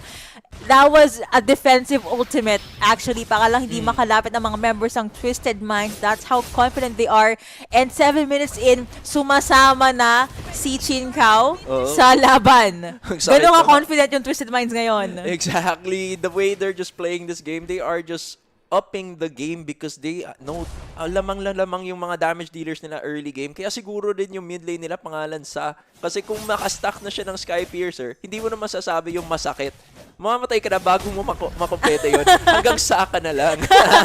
Masa, tapos wala na. Okay. Okay yung ginawang wordplay na pero makang okay din ang ginawa ni Rafa because that was a combo annihilating si Sa. Yan. natawag mo, Oh, pre? na-call Na-call mo? it eh. Syempre, Na-caster curse mo, boss? Sakit pala. Wait lang nag-shift. Golden Staff picked up by Lunar habang medyo nakakahinga-hinga na ang Virtus Pro dito. Next objective will be up in a minute or so. Lightning Truncheon. Masakit. Masakit na. Ito na. Masakit. Masakit pa din. But yeah, there are still signs of life for Virtus Pro. Minon at the front line yet again. Feeling ko masama na yan, boss eh. Pero Mei Lane was spotted by Miss Meow. Small stun and Livin was forced to use yung Mystic Gush niya as well as the projectiles. The way Virtus Pro is playing this, they are able to just force these movements from Twisted Mind. Kasi ngayon, they're playing very aggressively kasi alam nila lamang sila. Pero hindi lang, medyo nagkaka-disconnect yung Twisted Minds kung anong amount or anong percentage of aggression yung kailangan nila ipakita. Kasi si Kao talaga nagsa-circling eagle into the face of Virtus Pro all the while gusto ng front to back naman yung ginagawa ng Twisted Minds. So they really have to iron it out. Kaya nakaka-pick off rin yung Virtus Pro. Pero tingnan natin kung makaka-adjust agad or makikita agad ng Virtus Pro to moving into the first Lord of the game. They could, they must, kasi this is game number 1, mahalaga momentum, pero bakang Twisted Minds pa din ang makakakuha ng turtle. Non-contested ba? That's kinda sad. Pero may retribution si Meow. Rafa jumps in, Mei Lane forced to back away, nag-jump in.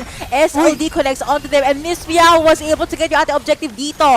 And now, Sa ang naging target ng members ng Virtus Pro. Once Sa is gone, meron pa tayong knock-up ulit to Miss Meow with that beautifully timed stun. Daisy forced to get away. That was a 2-0 now in favor of VP.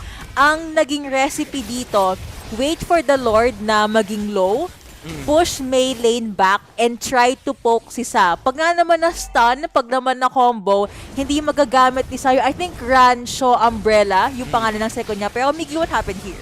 Nagka-early retrihan yung both teams eh. Kaya nangyari lang, yung huling naka-retry was Miss Meow. Kaya napunta pa rin sa kanya yung Lord. Pero all the while, we can see here that they were trying to engage, and then as soon as they were grouped up, yun na yung opening na hinintay talaga ng Virtus Pro, and that's what opened this game up for them. More lead, more openings. It's good para may competition, but mukhang that's gonna be just gone carry like things, 10 just carry seconds. things, Yeah, just carry things. Nice sidestep pa. Wala nang ultimate coming in from Minon. May flicker pa ba naka-purify pala siya. But no purify. Yung carry either way was still able to survive that mini gank, and VP decides to call it for now. Balik muna sila sa ating mid lane. Demon Hunter Sword picked up by... Bakit hindi magkatapat yung gold laner sa layout ng stream natin? Parang nahihirapan ako. But yeah, Demon Hunter Sword picked up already by Chin Kao. And meron tayong ultimate coming in from Livim dahil with the Mystic Gush, at mukhang very low si Lunar, forced to back away SOD, pero si Minon ang unang nawala dito for the side of VP. Nagtatapon na naman ng umbrella si Sa kahit very low siya, but nakabawi pa din naman. Will you protect your buff? Feeling ko you should, but you should also protect your turret kasi makiklear na agad ni Shin Xiao mamaya. It's hurting them talaga. Both teams are giving their best on both sides. Yung spell slinging was on point on both sides. Responsive yung Virtus Pro with the Mystic Gush as soon as they saw na Mei Lane was already picking off someone. Nangyari nga lang, they were able to create enough space. Minon was able to just zone out Sin Kao, kaya hindi sila ganun ka napuruhan. Pero tuloy pa rin yung pressure ng Twisted Minds. Again, the lead has gotten back from the... Nakabawi na from that first Lord. Pero ngayon, we're looking at a 3K gold lead back onto the side of Twisted Minds. Pinapaganda lang siguro yung nagiging match natin dito. I would ask you a question right now, pero baka mamaya na lang kasi gumugusto yung VP eh. They did try to catch Sao, which is a good target. Make sure the Kagura is taken down, or at least force the Purify out of carry. Yun na lang.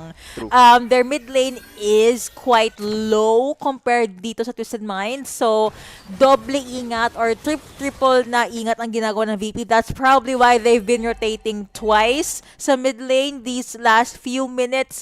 But the main objective is already up. Let's see kung kaya uli magamit ni Miss Meow ang kanyang retribution at the right time. Wala pa muna nakakagalaw ng Lord. They are just doing the Lord dance. Malayo si Lunar. That's why VP is delaying the answer from Twisted Minds. as long as makakuha ng magandang spatial migration si Rafa dito, Yeah. that's what's gonna dictate the pace of the game kasi the follow-up there is gonna be a lot. And ngayon, speaking of follow-ups, Naku po, meron na. dalawa, tatlong lastan dito. Plus to knock up and heavy spin yet again. Pero grabe yung damage ni Sa, guys! Yin yang Yo! overturn and Rancho Umbrella. Hindi na kailangan ng ibang combo. Quite literally ultimates and yung second skill or stuff lang yung nakuha ng Twisted Minds, and that was enough. They trusted their Kagura to make things happen. Ayun! And they even trusted Melee to be at the front line. Pero si Lunar, bakit ka na dyan? But that's okay. Naka-double kill si Chao. Maybe even a triple kill. And si Lunar, naiwan na lang dito sa taas. With that was a 4-0 trade plus a Lord going over to Twisted Minds. It only took them one team fight. Pwede, hindi ito mababasag. Hindi dapat, right? Mystic Gush dito, kinakabahan ako. But that will be the dash out. They are able to get the buff. Yun na nga, it all boils down to how they're gonna be taking these Lord dances. Nangyari nga lang, parang may imposter among them yung nangyari kasi the Lord, yung kaya sobrang ganda ng Lord fight na yon is because sumakto yung mga knock-ups galing sa Lord. Nakakuha siya ng 3 members ng Virtus Pro at tumuloy na yung pressure na binibigay ng Twisted Minds from there. Mahirap yun, kakampi yung Lord. But True, yeah, true, yung true. kinain ni May Lane, si Minon, that is a -1. Good layering of skills Ooh. actually. Gumana and nag-connect yung bravest fighter Ayun ni lang. Daisy, and that's a double kill. 4-2. That's a double kill going over to Sa. And even then, may hirapan ata mag-defend ang Virtus Pro sa kanilang base. You have the wave coming in from the mid. After 4 or 6 seconds, mayroon din tayong wave coming in from the top where they're gonna be focusing down dito sa kanilang base kasi mataas ang death timers ng Virtus Pro. Kahit mag-SOD ka, nagfo-focus na lang kami sa base, and that is game number 1 going over to Twisted Minds. Beautiful early game macro coming from Twisted Mind. They were just able to secure a lot of objectives and snowballing it into more of a jungle choking angle. Kaya tumuloy talaga yung snowball nila. Nangyari nga lang, napuruan sila sa First Lord. Yeah. Apakaganda ng ginawa ng Virtus Pro doon. Yeah. But then, their downfall also came from the other Lord fight naman. Meron akong joke na I'm very proud na naisip ko siya. Okay, hindi siya dad joke sadly, pero bakit dumungaw si Marcus nung sinabi ko may joke ako? Tama ka na, tinanong niya ako nakakatawa. So, si Sa, di ba? Played very well. Like, she was amazing. Naalala ko lang yung phrase na we've been hearing a lot from the Filipinos. Yung awit sa'yo, Sa. Like, I was so Awit sa'yo, proud Sa. na naisip ko yon. Matawa kayo sa akin, please. Yeah. But yeah, that was game number 1. Honestly, it's very easy to say na because of the Kagura, diba? But if you really think about it, especially when it mattered, it boiled down to just the good layering of skills. Mismo. Very good protection from Kari even. Ina-expect ko nga, the moment na mag-level 4 si Minon, mag-ultimate siya at the backline. Kasi Yeah. that's where Kari is, that's where Kagura is. Pero bukod sa may Purify, Gatot Kacha can't really access the backline. And that's because of the good rotation tsaka good boxing formation ng Twisted Minds. But would you like to add anything else bago tayo mag-break, Biggie? Yeah, actually, the way they played it, the way Twisted Minds played it, talagang alam na parang na-download na nila mismo yung Yeah. laro ng Virtus Pro because they were able to, as soon as merong papasok mag-e-engage ng AOG or may heavy spin, immediately pupunta na si Kao at si Sa sa backline and mas lumalayo na nga yung space in between them. Talagang hindi sila maka-box out or makakuha ng pickoffs, and it was just really beautiful team play coming from Twisted Minds. Beautiful team play and beautiful game. We're gonna be hopping into a very short break. Pagdating natin sa ating game number 2, let's see kung makakabawi ba ang Virtus Pro. Be right back, guys.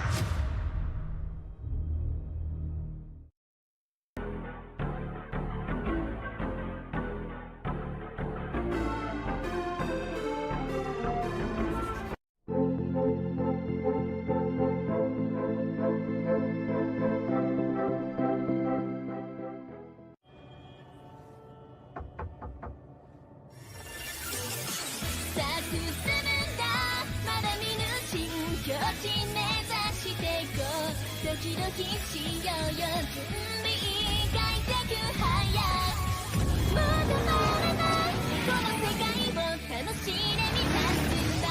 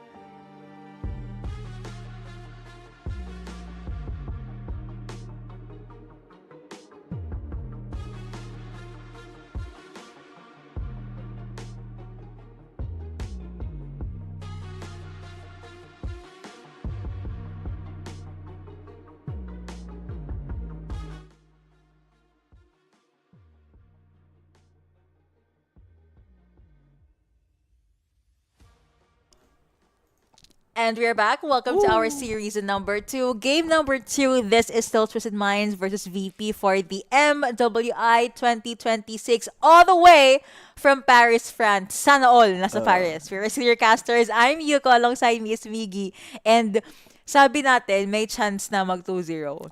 So, pag nag 2-0, ibig sabihin nun, pwede natin gisingin si Oblivion. Mismo. At least makikita na niyo yung full picture Oo, tama. of what's going on, no? You can see the full picture na. Para pag makita na, ganun. oo. With that, direct papunta na po sa ating pick and ban phase. Walang interesting pick so far. Okay, I think Zushin is an interesting pick. But yung hinighlight natin kanina na Matilda and ano yung hero?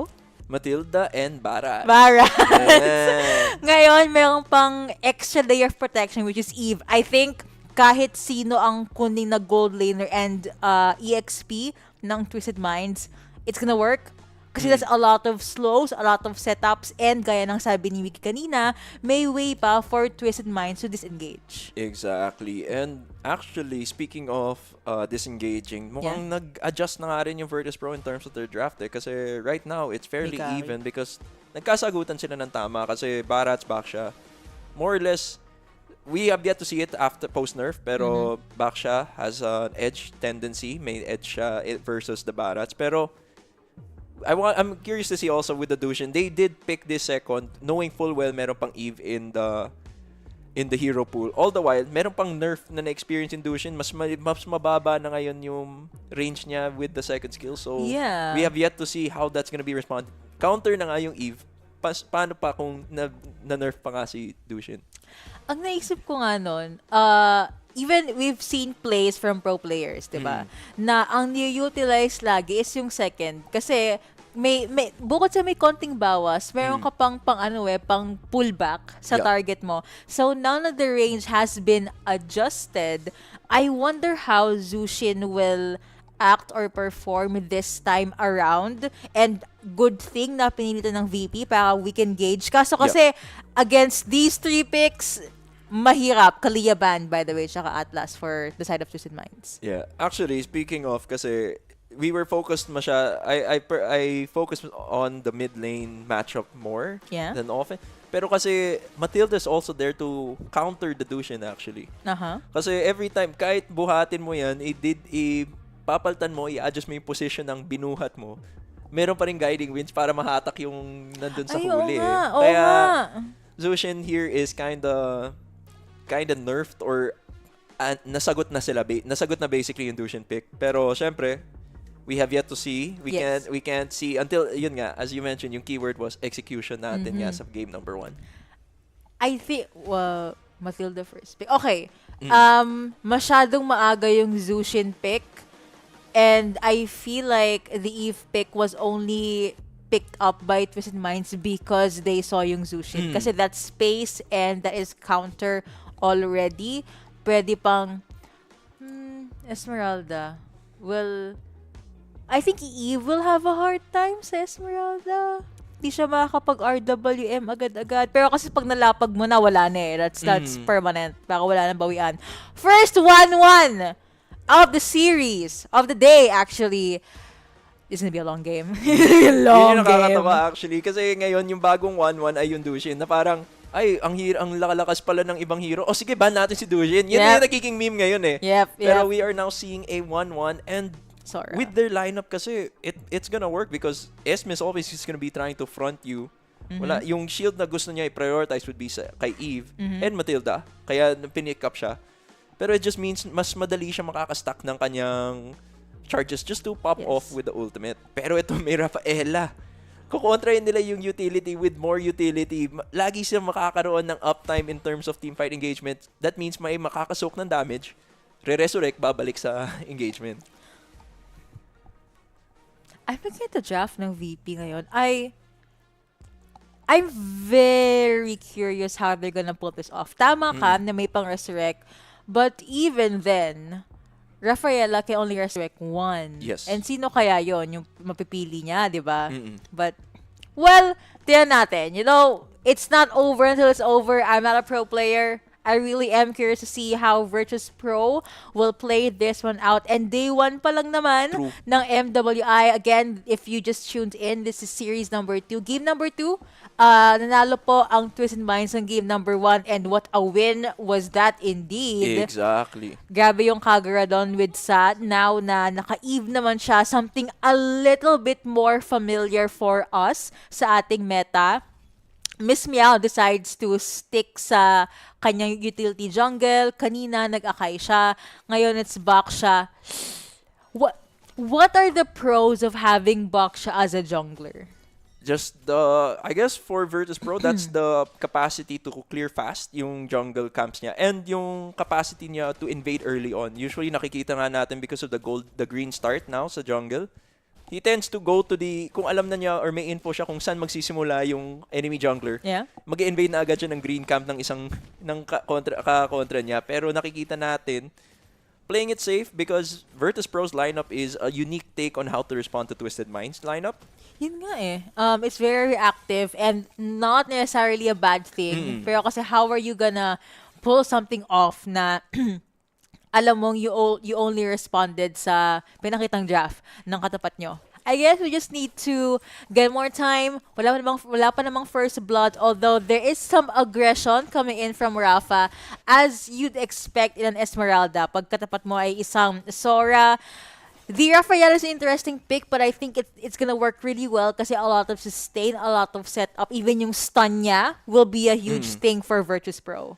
Yeah, I think the Rafaela pick there is gonna really shine here, especially with yung lineup ng Virtus Pro. Mas nakaka-connect na sila. Lahat sila talagang tatalon paharap. They're gonna run you down because with the Rafaela, with the heals, meron kasi siyang boost na movement speed. So, kung kanina, nahihirapan sila kasi lagi may nagzo-zone out. Ngayon, hindi na nila kailangan mag-disengage or mag-split during team fights. They could just go all in together. And that's where yun yung magsha-shine talaga yung lineup ng Virtus Pro. And also, they answered yung statement ko na they don't have any ways to disengage. Pero baka meron tayo engage dito, that will be the ultimate coming in from Daisy. And meron tayo RWM. Miss Meow gets their hands on that turtle. But up until when? Up until how? Mukhang very low na mga buhay ng Virtus Pro dito. Mei Lane gets a double kill, maybe even a triple because nag-jump in siya. Did not get the triple, but the third kill did go over to sa 1-0 and 2, 2-0 and 1. Trade for a turtle. Pero si Luna naman dito, very aggressive against this 1-1. And Kari has every bit of ways to do that because 1-1, late game lang sa a little bit too aggressive for my personal taste. But she made it out of there alive. Eh mukha talagang nagtutuloy yung bugbugan dito kasi nakita na natin there were so many engagements happening, all the wild turtles being taken. Pero Twisted Minds, or in my opinion, they won that trade because though nakuha nga ng Virtus Pro yung turtle, they just gave so many, they got the early game pressure with the 3 kills. Tapos yung kay 1-1 pa, nagkaroon ng 1v1 dun pala sa baba, tapos lumamang pa siya versus Lunar, forcing Lunar to back off. And that means that's gonna be a bonus wave coming to the side of Twisted Minds. Scythe picked up by Shinkao. Up na yung Inspire niya while meron pang 30 plus seconds for Lunar's Purify to be up. That is the signal for Daisy as well as Sa. Pero meron tayo kumakagasang Miss Meow, but it looks like they got boxed in. RWM, they know how and when to commit. Shin Chao with that kill. Killingsby going over to Mei Lane as well. Wala si Rafaela. Wala din ditong sustain and healing. Livin very, very low. Barely made it out of there alive. And that is without Daisy pa na may shifting skies. Yun na nga, nararamdaman na nila yung pressure coming from Twisted Minds lineup. Ang ganda ng kanilang setup talaga with the Daytona's welcome into the RWM. All the while, meron pang built-in Purify si Chin Kao, and that's why you have to respect the crowd control coming from Twisted Minds kasi nakikita natin because Virtus Pro chose their lineup as such against them, na-force sila kumuha ng Purify. So that means less mobility for the side of Virtus Pro. Ang bilis ng turtle take dito for the side of Twisted Minds. And I thought they were gonna run away, pero walang lumaban sila. That will be the Shifting Skies connecting on to 2. Miss Meow, tanky naman, thank the heavens. But there's a lot of combo and a lot of lives being taken by Twisted Minds. You also have the Tortoise Poisons na nagamit na ni Miss Meow dito. 1 ultimate down.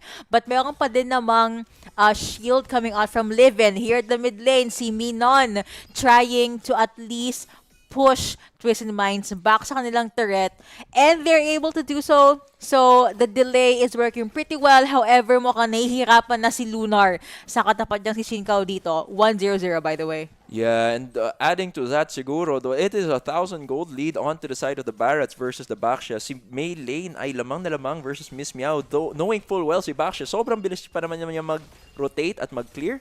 So, this is a big gold lead for the side of Twisted Mind, especially with how much damage the Barats actually has when it comes to engagement. Kasi nakita natin, every Daytona's Welcome na ginagawa niya, lagi sila nakakakuha ng sukli. Nakakakuha sila ng pick-off, nakakakuha sila, nakakapitalize nila, and bumabawi at lumalamang, mas lalo silang lumalamang sa kanilang early game because of the gold lead. Super sulit ng mga binibitawan na combo and skills ng Twisted Minds dito. But Ayun na. wow, I was about to say something for Virtus Pro, pero masabi ko lang ay nakakuha na naman ng dalawa si Daisy, and one of them goes 6 feet underground. Minon, the Rafaela is gone for 8 Nakuha pa. seconds. Meron pa makakain dito. Daytona's Welcome. Mega kill going over to Mei Lane, and Rafa was able to get 1. Si Sa ang kanyang nakuha dito, pero mukhang Rafa will have to pay with that, with her own life. At kay Daisy pa napunta ang kill natin. Habang may skirmish sa ating mid lane, Lunar could not join kasi napilitan siyang mag-clear ng wave dun sa baba. At tuloy pa nga yung engagement because the turtle is coming up, pero Miss Meow forces Twisted Minds to back off and go and adjust papunta sa turtle na lang. Dito natin nakikita, dun sa engagement na yon, that turret dive na pinakita ng Twisted Minds dun, halatang ginagamit talaga at sanay na sanay sila sa lineup na to kasi as soon as they got the Daytona's Welcome, there was a guiding wind to pull Mei Lane out of the turret's range, and then dun pa lang nakapitalize na nila at naka-bonus pa sila. They got Livin and they got Rafa. Ang hirap nun, walang bawi pag may ginagawa yung Twisted Minds. And nakuha man yung turret for the XP side ng Twisted Minds. It's still a small trade, pero a trade nonetheless. Nakuha ng Twisted yung buff naman ng VP. And one turret dito sa ating gold lane, Miss Meow manning the front line. You also have Xin Chao taking so much damage from Lunar. Vision given for the side of Virtus Pro, pero mukhang wala mo nang lalaban. They are backing away. Si Rafa as well as si Daisy may sariling 1v1 lagi. Yun dalawang EXP laner. Shifting Skies being used at mukhang si Rafa forced to back away. Flicker is not available for the next 25 seconds. Ito na nagsishine actually yung pickup nila sa Rafa. The Minon's line way to just force Twisted Minds to engage. Tapos meron siya doon yung movement speed buff niya talaga para maka-disengage. Nakikita natin, working overtime na nga si Rafa. And looking at the stats natin, nakikita natin all the gold is on the side of Twisted Minds with 1,000 leading up to that. And nakikita natin 5,000 gold lead, meaning 5,000 each, 1,000 each. Pretty good deal if you ask me. Pretty good deal indeed. Mukhang lalaban pa sila kasi meron tayong dive in. Dalawang sides pa ang nakuha nila. You have the Crimson Beacon being powered. It's not gonna be enough kasi nakapag-mabout naman si Kao dito. You have Shooting Skies layering perfectly against Virtus Pro. Sino unang nawala? Ang dapat na magsusustain na si Minon. And now you have the double kill going over to Sa 3, 1, and 7. Si Rafa, nagamit na naman ng kanyang flicker. Kasi feeling ko, a Sabrina Carpenter song to eh. I'm working late because I'm an EXP laner. And she's really trying. True. Tinan mo nung nag-joke ako, biglang nag-buff yung live stream. Grabe naman kayo. But yeah, 10 and 1 on the board, plus a lot of objectives and turrets na napunta sa side dito ng Twisted Minds. Safe to say, they are the ones ahead. But Miggy, do we see any signs of life for VP? Meron pa naman, they still do have that carry, especially with how tanky the lineups are. Pero they really have to put the gold or give farm to the XP laners, mga frontliners nila. in that way, makakabawi sila kasi as long as they have a carry free hitting, alam naman natin walang makunat sa harap ng isang Tama. late game carry. Tama. Pero tama. kailangan pa rin nilang gawa ng paraan yun kasi eto na nga, medyo mahirap na maghanap ng farm in terms of our map state. Nakikita natin, nakuha nga ng Twisted Minds yung Yes. Lord. Ngayon, the lanes are gonna be pushing in and all of them are just grouped up together. That means nagsishare sila ng gold. So, hindi rin sila magkakalamangan. Ooh, that's so much damage. Oof. RWM connecting onto one Livin. Ang pinaka na nawala. Wala tayong Crimson Beacon for the next few seconds. At much to VP's demise, sa long lane pa, Oo. nag-spawn yung Lord. So that's a lot more time for Twisted Minds. They can just jump in and out. Sumabog na ang Holy Shields. Di daw mapapa-Holy Shields ka na lang talaga Mismo. as the minions pour in over sa EXP lane. Miss Meow din, natutunaw na sa damage output ng Twisted Shifting Minds. Sky. And that's gonna be the Shifting Skies connecting onto two. May knock up. Kinain. Daytona's welcome. You're welcome, sabi ni May Lane. Oo. Na-respawn si Baksha, but at what cost? Na-shutdown naman dito ang isa. Dalawa pala, May Lane as well as si Cav na shutdown for Virtus Pro. Ang naging trade naman, Rafa and Lunar ang naging sacrificial lamb. I think if Lunar stayed alive, mas may advantage pa yung VP. But because nawala nga yung carry right after getting the gold, I think hindi to na maximize ng VP. Yeah, I guess looking at the bright side for Virtus Pro doon, they were able to capitalize on Twisted Minds' mistake Yeah. there. I think they overstayed. Medyo aggressive yung laro nga Yeah. ng Twisted Minds doon. They were looking for a way to force the secure on that inhibitor turret sa top side, pero nangyari nga lang, they kinda got in too deep kasi nakita natin the Shifting Skies, as soon as hindi siya nag-connect, napapurify nga si Minun doon, it was go time for Virtus Pro kasi nakita nila malalim na yung frontliners nila, and that's how they were able to just get this, and that means those are stacks for Livin on her Skypiercer. Yes. Although she's 2-1 ngayon. But that's okay. Yung mga small wins na yan, Small we'll wins, take it. Yeah. All these micros that make up yung mga macros. Twisted Minds now sitting at a 6.5k gold lead rather. Yeah.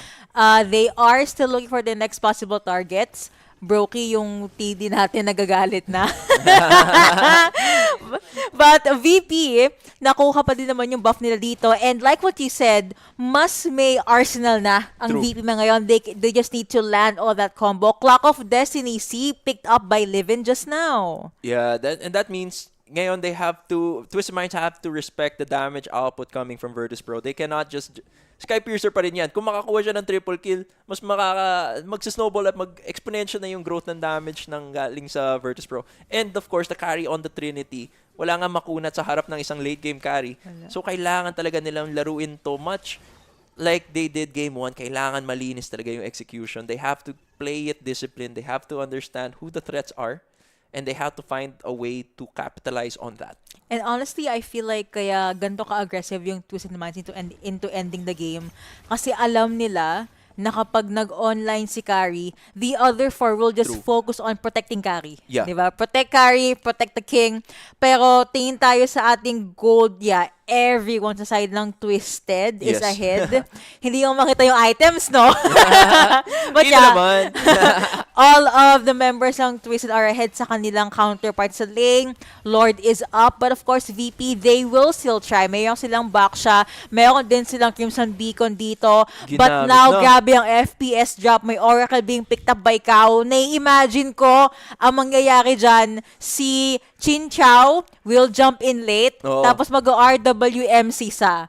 Ginagamit ko lang yung delusions of grandeur ko kasi nagbabuff yung live stream natin pero that's how I imagine the fight will go. Don't worry guys, inintay po natin na maayos ng direct namin yung live stream, and I stand corrected. Si Juan na una nawala dito, and Daisy at the backline also gets annihilated, na palalim masyado, and Livin gets kill onto May Lane as well. That is 3-0 in favor of VP, and safe to say a non-contested Lord. That's gonna be a free Lord, or rather, a non-contested Lord. Mas tama yung description. Kasi hindi yun free Lord para sa kanila kasi they did have to take an engagement before that. Pero yun yung beauty of the lineup talaga ng Virtus Pro. As soon as makuha na nga nila si Chin Kao, medyo sila na talaga yung lamang kasi you have 2 damage dealers. Sino yung address mo? Kung yung Zushin yung address mo, carry's gonna free hit.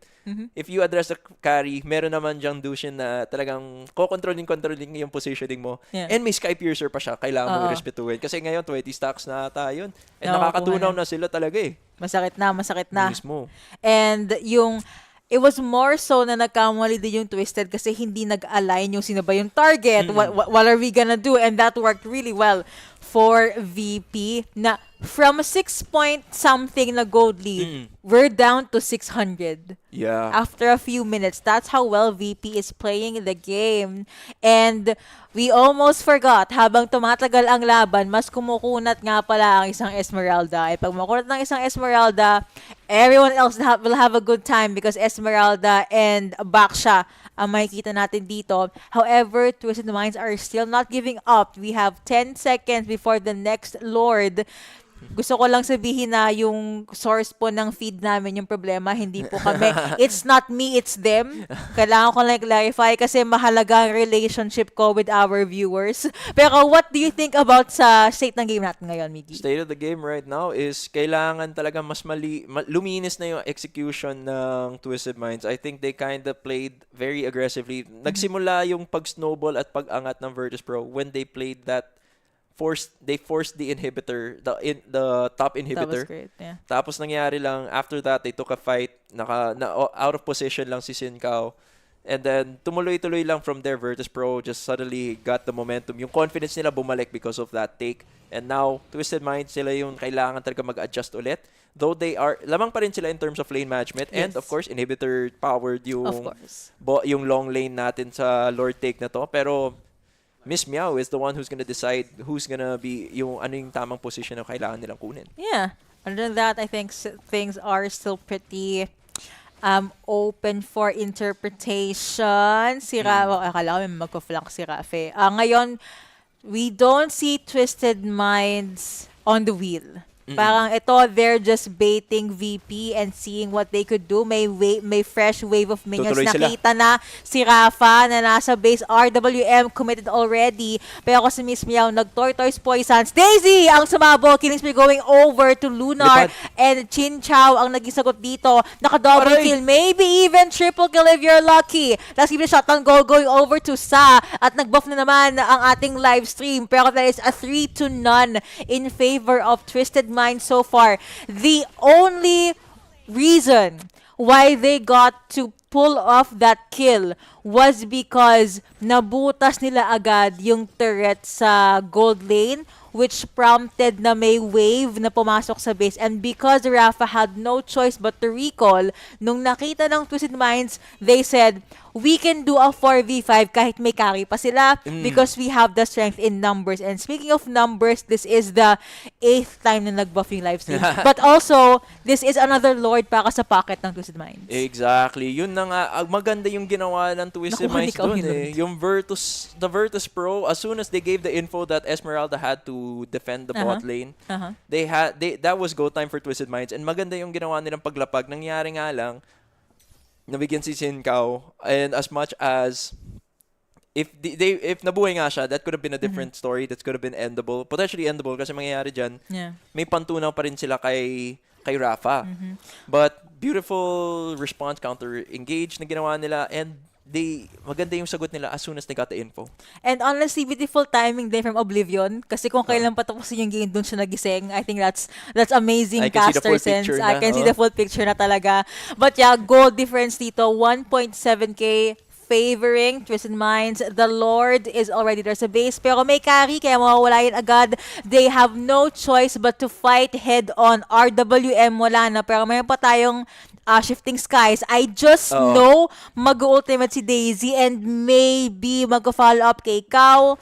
And then meron din tayong dito na welcome from May Lane. I stand corrected, they used neither. So nag-play safe lang sila and no one is dying from the side of Virtus Pro Also, shift na lang tayo sa ating turret kanina. They couldn't get the pick off. They couldn't get the double kill at all. And baka mabaliktad pa nga kasi alam ko yung combo ni Kari is still there and she still hurts, you know. Respect Yeah. Kari, respect Kari. So, doon na lang tayo sa turret muna and see if they can add another hole onto the base which to answer, bumalik tayo. Kasi yung nangyari dito, they've adjusted. Twisted Minds actually adjusted the way they're playing kasi nakikita natin dito sa replay natin na imbes na nag-force sila ng Shifting Skies gameplay ulit or setup, ginawa na lang nila, sige, kunin na muna natin yung mga turrets nila kasi as soon as we get that, we could take the Lord, Talon. we could do something about it. Pero mukhang yun na lang muna yung game plan kasi you have to respect the damage coming from Virtus Pro. Sabihin ko sana, kaya there's a reason bakit hindi ako pwede maging pro player. Kasi pag nakita, okay, may ultimate ako, I will dive in. So, hindi ako pwede maging pro player, guys. Caster lang talaga. Good discipline again for Twisted Minds. Wala na pong turret sa side ng VP. Whereas sa side ng Twisted, they still have their last 3 turrets, inhibitor turrets. That means a lot of chunky minions popping in sa base dito ng Virtus Pro. What happened? Kailangan lang talaga natin yung focus dun in terms of movements kasi they have to play the macro and alam naman natin dun lumamang yung Twisted Minds. Yes. Yung macro play that they were showcasing and now you just have to really focus on how cleanly you're gonna execute it. No? Gabi yung comms ng boss natin tsaka nung TD no. Pero don't worry, we will be Babalik showing you the game. Ayan, 19 and 11. Backdoor na naman ba? Kasi okay, never mind. Flank magkano pala. sila, Flank Angel? yan, yeah. Sora has Shifting Skies. Ayun na. 3 to at least. May lane does go 6 feet underground. Pati yung internet namin, 6 feet underground. 6 feet. Pero meron din nasagot na Crimson Beacon coming in from Livin. And if you guys can see, si Daisy, no Shifting Skies, no flash. Kinombo niya yan. Sadly, si May lane ang unang nawala. And you can also see na, wait, nasan si Sa? Kasi ginamit niya yung yung flicker niya. Livin is still alive, quite literally yung kanyang IGN, but maybe not there for too long. Meron tayong box in method again coming in from Twisted Minds na may hirapan ang VP. Double kill going over to Sa. Rafa will be there as well. Sa sobrang tagal ng laban, nakapag RWM na twice ang Eve ng Twisted Minds with the waves pushing in, with the live buffing again, with my patience running thin. Twisted Minds ang mananalo ng ating game number 2. Alam niyo na yan, guys! Kita na natin, guys. Oh, Livin trying to defend with all she can. Pero ayun na nga, lahat ng ulti sinalo niya. At ayun na nga yung game, guys. And that's the game, guys. Wipe out to end wipe out. game number 2. So, feeling ko swerte tayo, Miggy. True. Kasi yung 2 series natin ngayon, pares 2-0. But yeah, I think comparing series number 1 to series number 2, if I may be frank, series number 2 just showed na mas alam ng Twisted, to put it simply, mas alam mag-MLBB ng Twisted Minds. I'd From say- the draft, even yung mga execution. I'd say it boiled down to the macro game. Sobrang linis kasi yung the winners of Series 1 and Series 2. Yeah. Talagang dinaan nila sa macro. Kasi Yes. pindutan-wise, equal naman. Or sabihin natin, syempre, the nerves get to the players rin kasi Yeah. tao rin naman sila. Tama. Pero the fact that they were able to bounce back from the mistakes, adjust, kasi yun yung nangyari. Lumamang na nga yung Virtus Pro sa Twisted Minds Yes. in one instance kasi they played aggressively. Yeah. Nag-backstep yung Twisted Minds, ni-reassess nila, at nag-adjust sila. They were able to just play it calmly. They played it disciplined. And then, macro was what won them that game. Yeah, exactly. And ang ganda ng mga naging, well, game number 2 at least medyo may pakaba. There was a little bit of back and forth na hindi natin nakita kasi nagbabuff yung live stream. But that's okay kasi it served as an interesting and exciting game for us.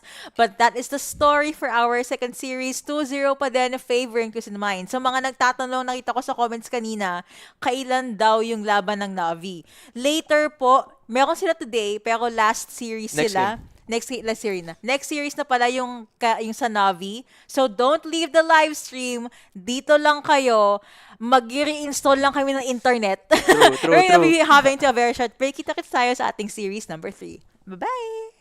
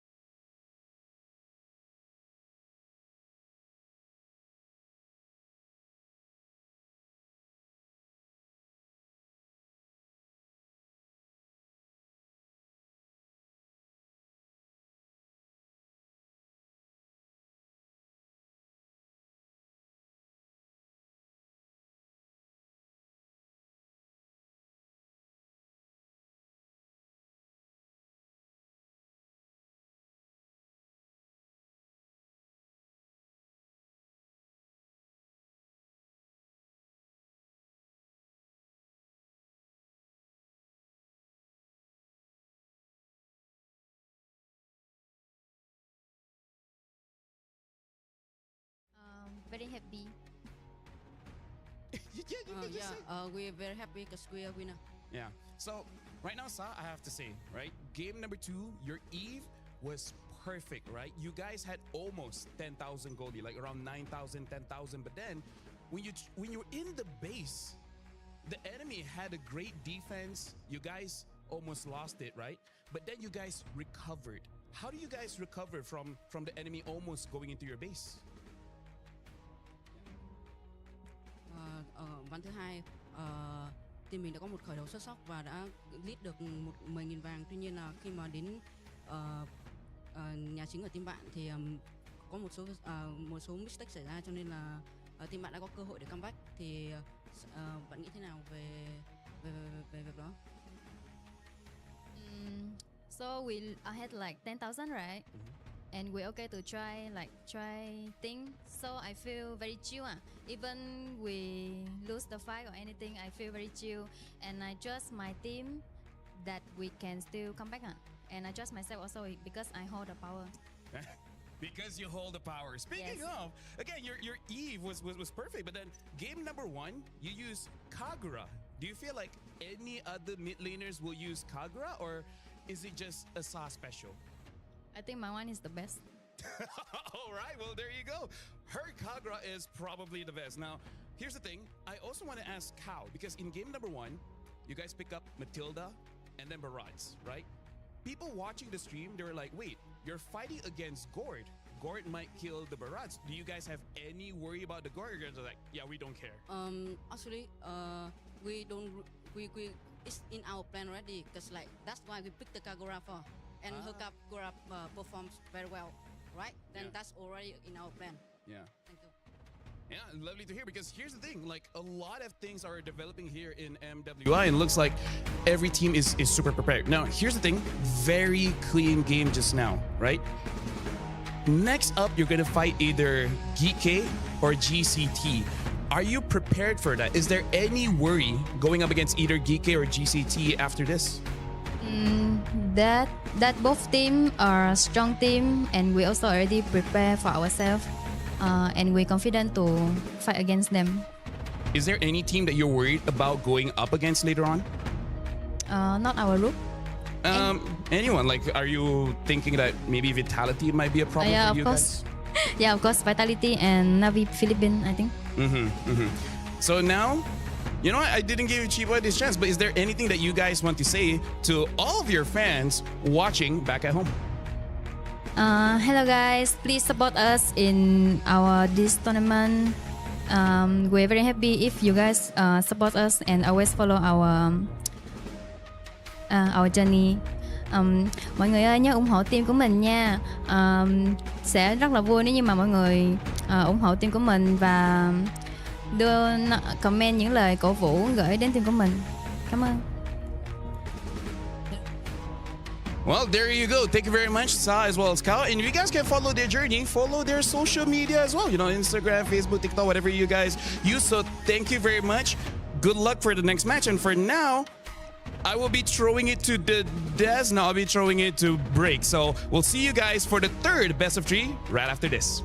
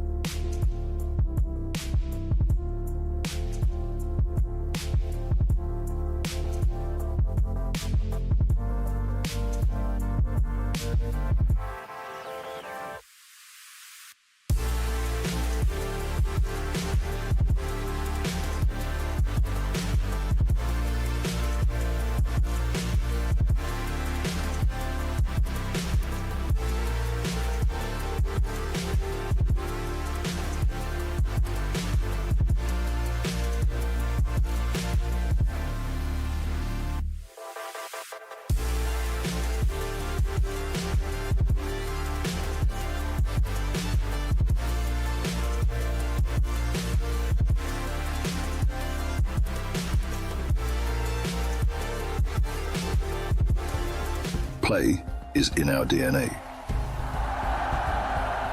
Whenever we let it out, it becomes our superpower. Now imagine an entire city being built to supercharge it. Kadir City, powered by play.